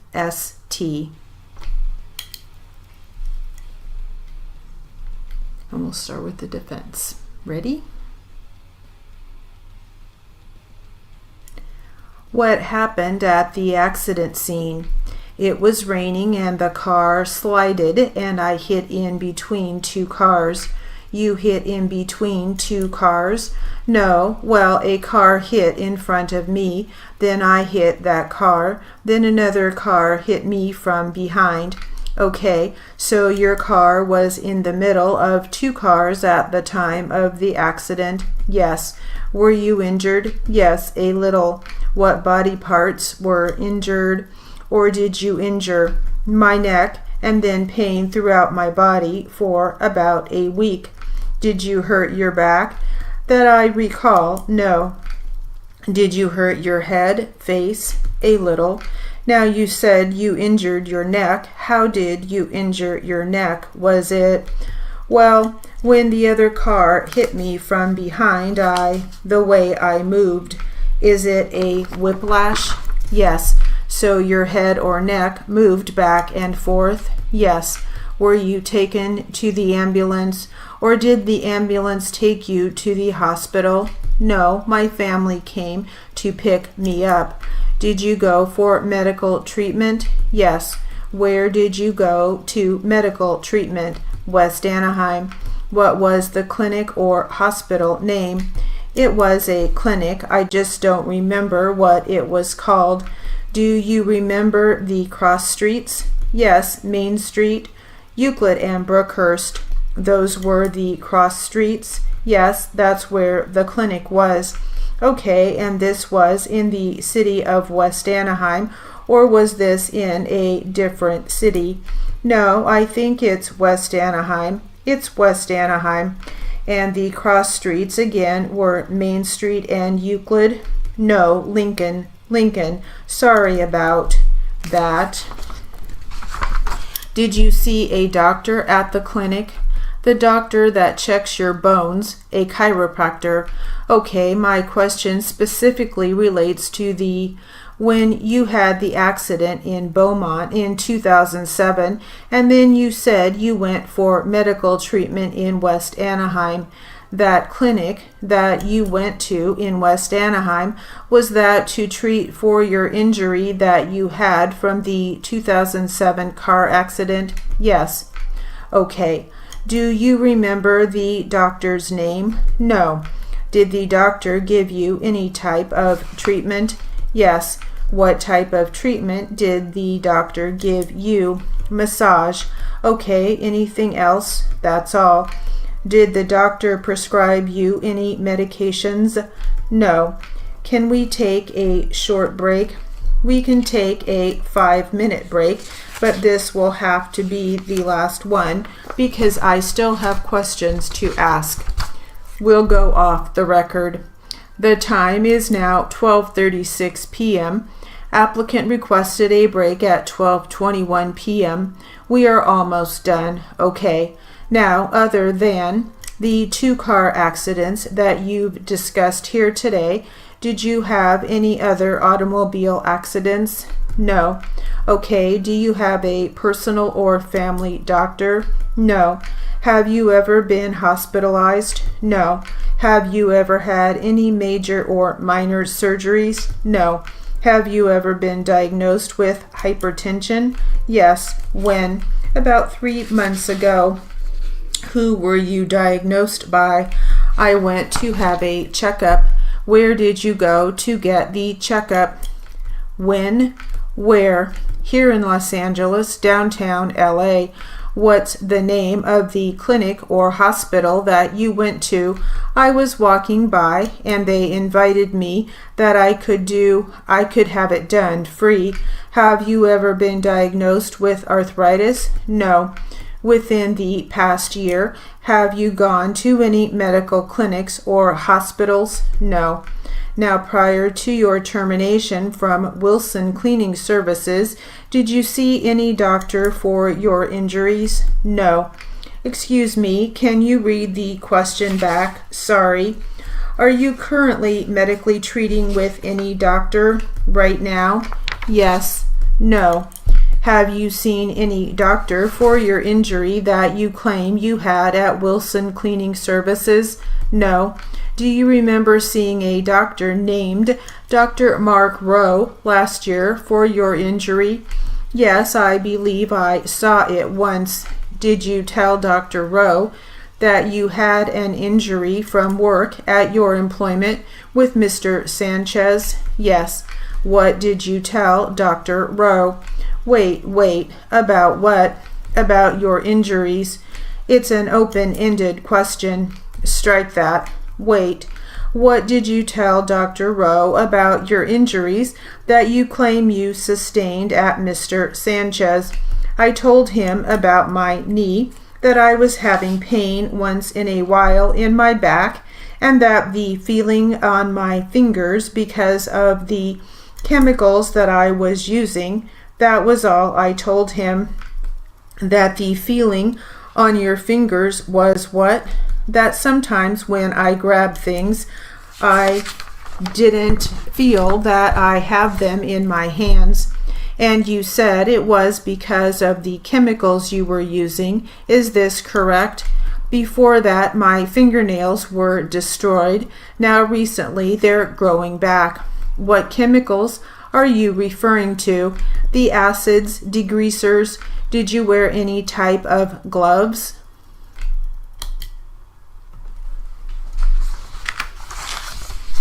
Okay, we're moving on to the 120. You just bookmark this.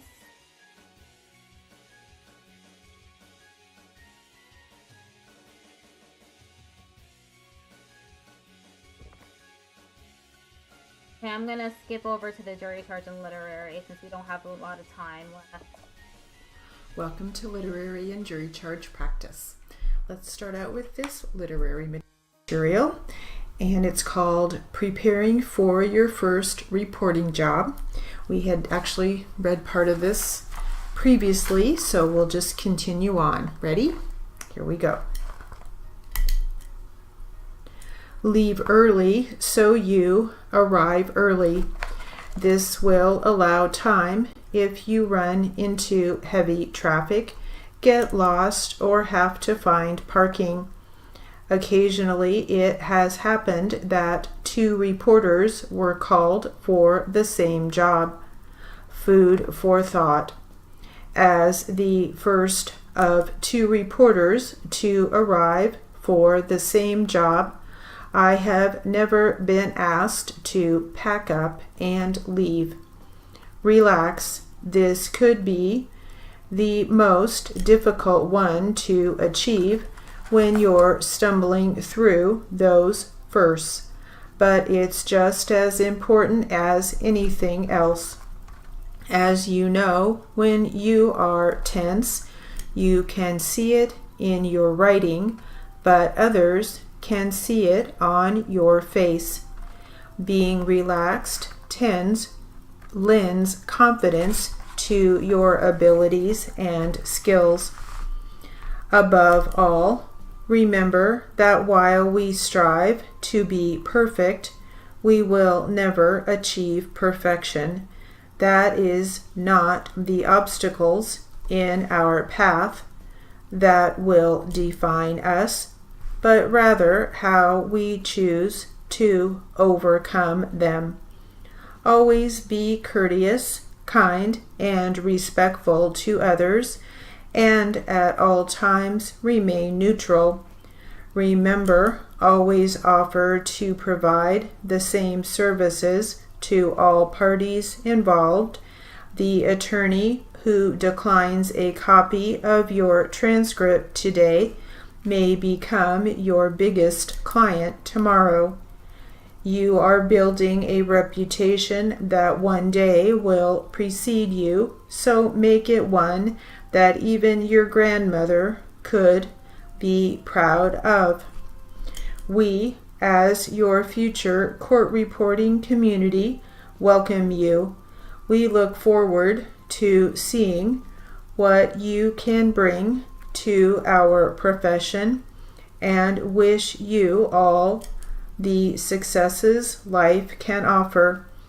like those before us, we have continued to build a profession that we know you can be proud of, knowing that our behavior and product represent not only us individually, our employers, and our community as a whole, but also those still to come, you, the future graduates.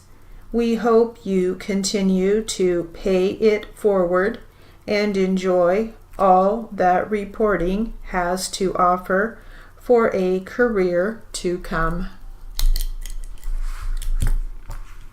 Okay, I had my eyes closed for most of that.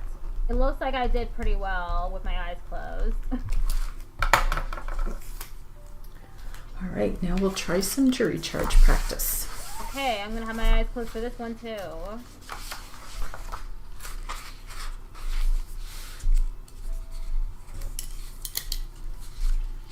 Ready? Here we go.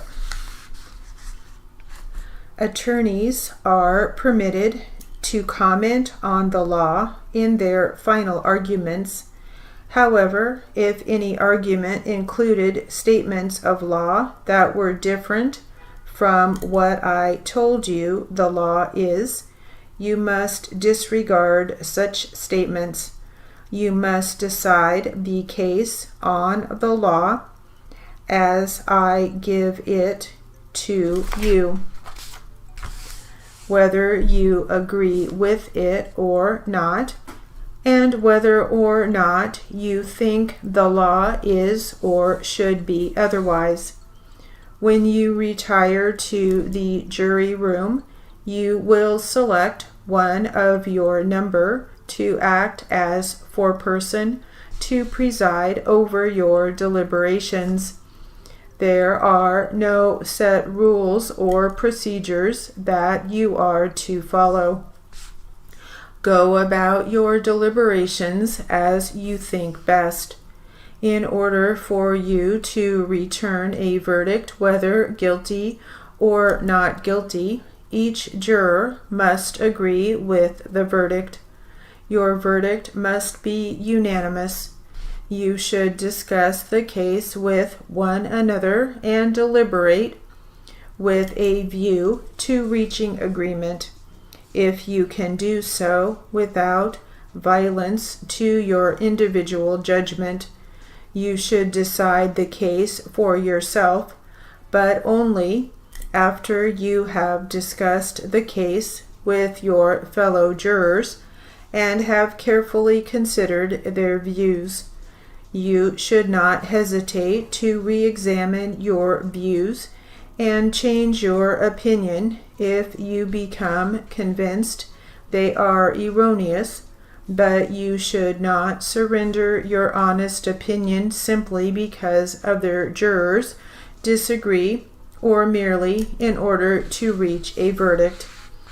You must not permit sympathy, prejudice, or emotion to influence your verdict. You should base your verdict entirely upon the evidence which has been received in court and upon the law which I have given you in these instructions. You are to concern yourselves only with whether or not the defendant is guilty of the offenses charged. You are not to consider the possible consequences of your decision. Sentencing, if there is a finding of guilt, is the sole responsibility of the judge. You will be permitted to take with you to the jury room any exhibits which have been received in evidence, and you may consider them in the course of your deliberations. All right, we'll stop there.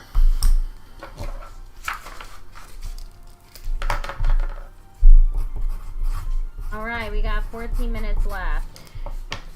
And we will carry on with some literary practice. get back to the jury charge later. Let's see what we have. Let's finish up our, actually, we already finished that one. This is called NCRA members share their tips for going green. What does going green mean? Ready? Here we go. In honor of Earth Day, the JCR Weekly asked members, what is one way you're going green in your professional life? Respondents had an opportunity to elaborate on their answers and share their tips for going green.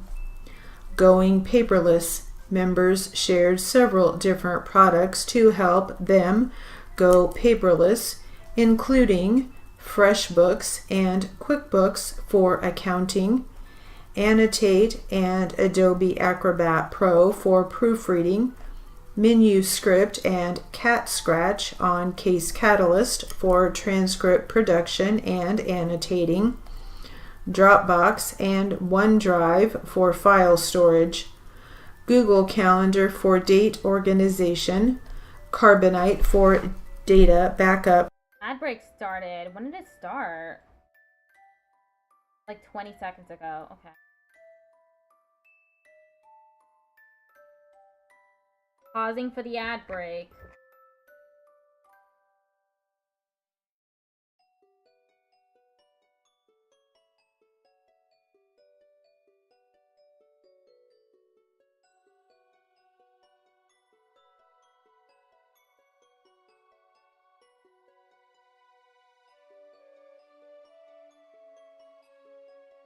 Stream is almost over. Got 20 minutes left.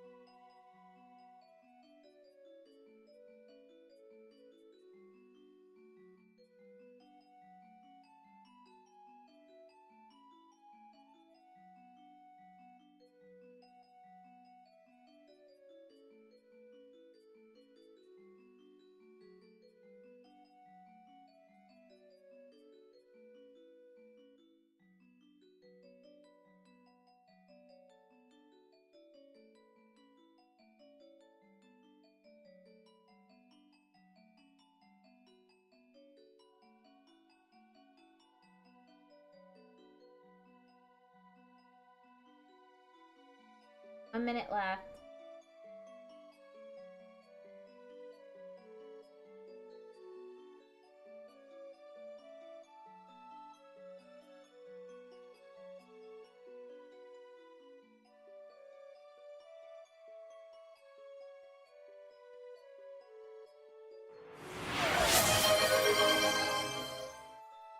Tickled off Patrick just redeemed posture check. Thank you for posture check. I am sitting up straight.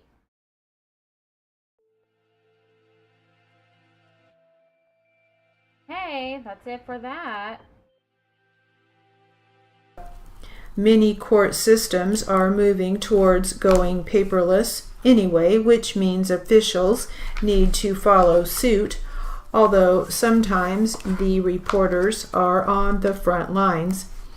When we have an appeal, a copy of the transcript gets filed with the chief clerk's office. When I got here, I convinced the chief clerk to accept the transcripts electronically, says Carolyn Kerr, RPR, an official in Buffalo, New York. Having electronic files can make it easier to look up information.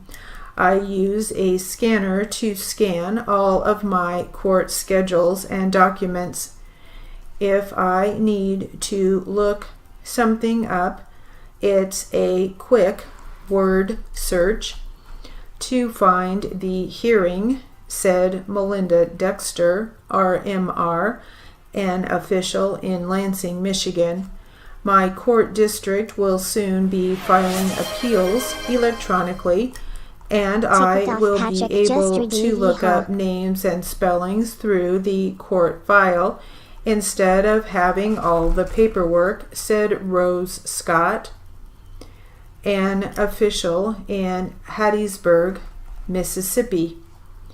However, the two biggest hurdles to going paperless seem to be getting rid of old papers and having a logical electronic filing system.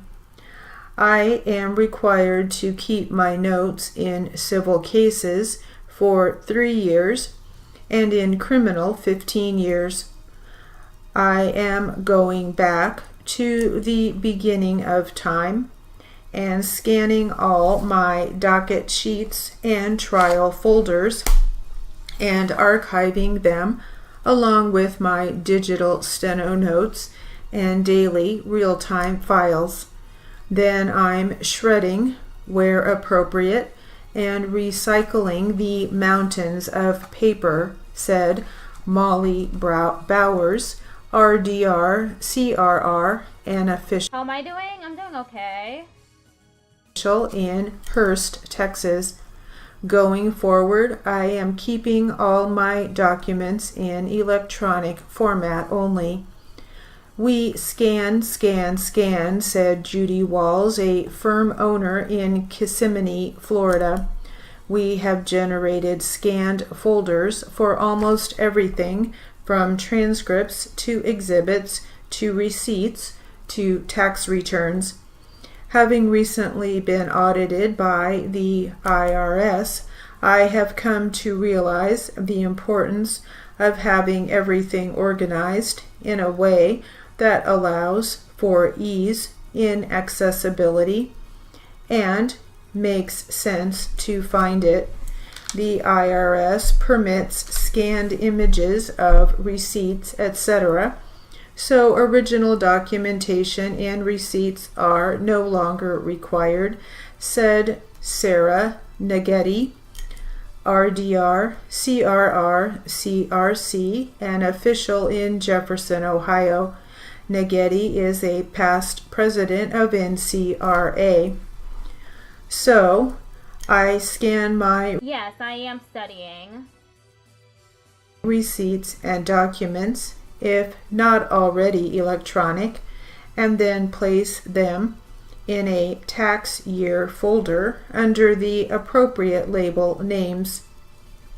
If not near my computer, I use Tiny PDF, a free app on my phone, to take a photo of a receipt, which then converts it into a PDF document and uploads it to a selected folder in Dropbox right from my phone. Members have found paperless solutions for every step of a job. I specifically ask my clients if they want only electronic files of the deposition and exhibits, said Cherie Murphy Carlson, RPR, a freelancer in Minneapolis, Minnesota. I send as many transcripts as possible via email along with my invoice so that I save the cover, transcript paper, envelope, and invoice paper copy, said David Schroka, RPR, a freelancer in Dagsboro, Delaware. I also try to do minis as much as possible, which also saves on paper. I actually had no idea what I wrote. I wasn't processing the words. I don't know what's neat. All right, let's get back to this jury charge, which we are about finished with. We'll have to start a new one. Whoa, I got a donation for $25. I didn't even notice. That's pretty neat. Let me check it out. Anonymous, $25. All right. It was 12 minutes ago. Thank you, Anonymous.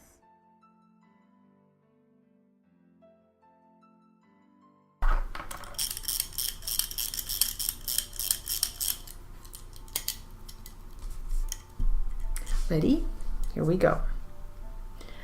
During your deliberations, the bailiffs are charged with keeping you together and secluding you from other people. You may talk with the bailiffs about scheduling.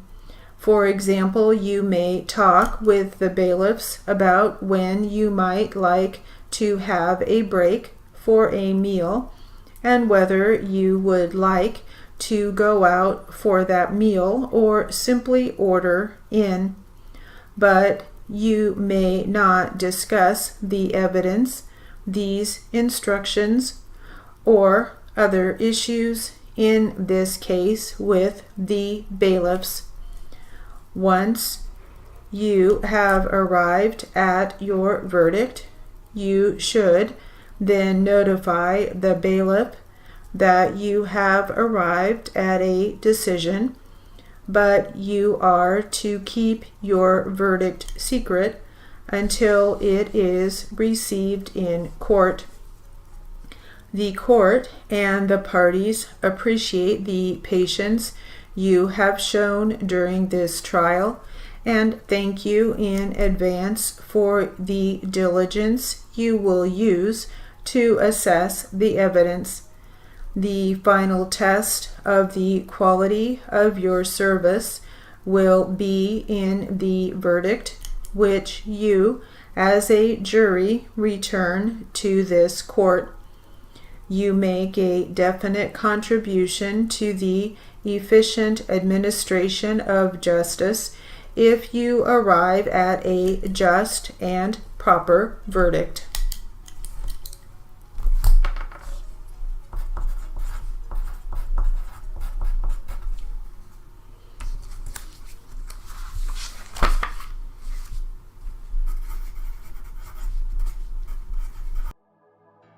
If they're ready for me to braid into them, I'll give it 4 more minutes and then I'll braid out. All right, let's get back to some more tips for going green.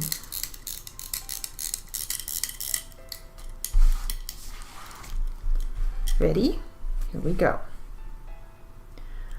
I am using a proofreader now. I send my transcripts to her electronically, so I no longer need to print a hard copy at home to proofread. And I know she proofreads on a tablet, so no extra paper there, said Cindy Sewers, RPR, an official in Calgary, Alberta, Canada. Going paperless also means upgrading from a paper writer. I finally retired my 2 beloved flash writers, which used paper, and moved up to a top-of-the-line paperless steno machine, said Catherine Kirkland, RPR, a freelancer in Albany, New York. Going paperless for me is think before you print, said Linda. Bye, Islam. Thank you, Patrick, for the goodbye, too. Rifle, RDR, CRR, a freelancer in Columbus, Ohio. My goal for the year is to have all of my receipts and documentation in electronic format for my accountant at the end of the year. This includes saving not printing receipts for online purchases and having in-store receipts emailed instead of printed at the register. Transportation methods. Several members reported that they use the local bus, train, or subway system to get around. For many of them, taking public transit doesn't add much travel time, but does provide more convenience. I use public transit in Los Angeles because of the congested rush hour traffic. Also, parking is expensive, even with the county contribution of $70, which is then rebated to me and pays for the majority of my commuter expenses, said Christine Taylor, RPRCRR, an official in Sierra Madre, California. My husband is retired. We have one car, and he does drop off and pick up at the local station, which has the extra convenience of saving me the few minutes of parking the car. She added that she often carpools to state association events with other reporters. All right, we will stop there, and that will conclude our literary and journey. Okay, we're going to read out now. Let me find the raid message really quick. Right here. Here's the raid message.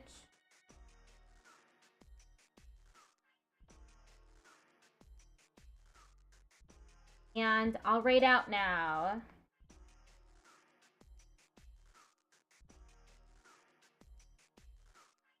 Close this really quick.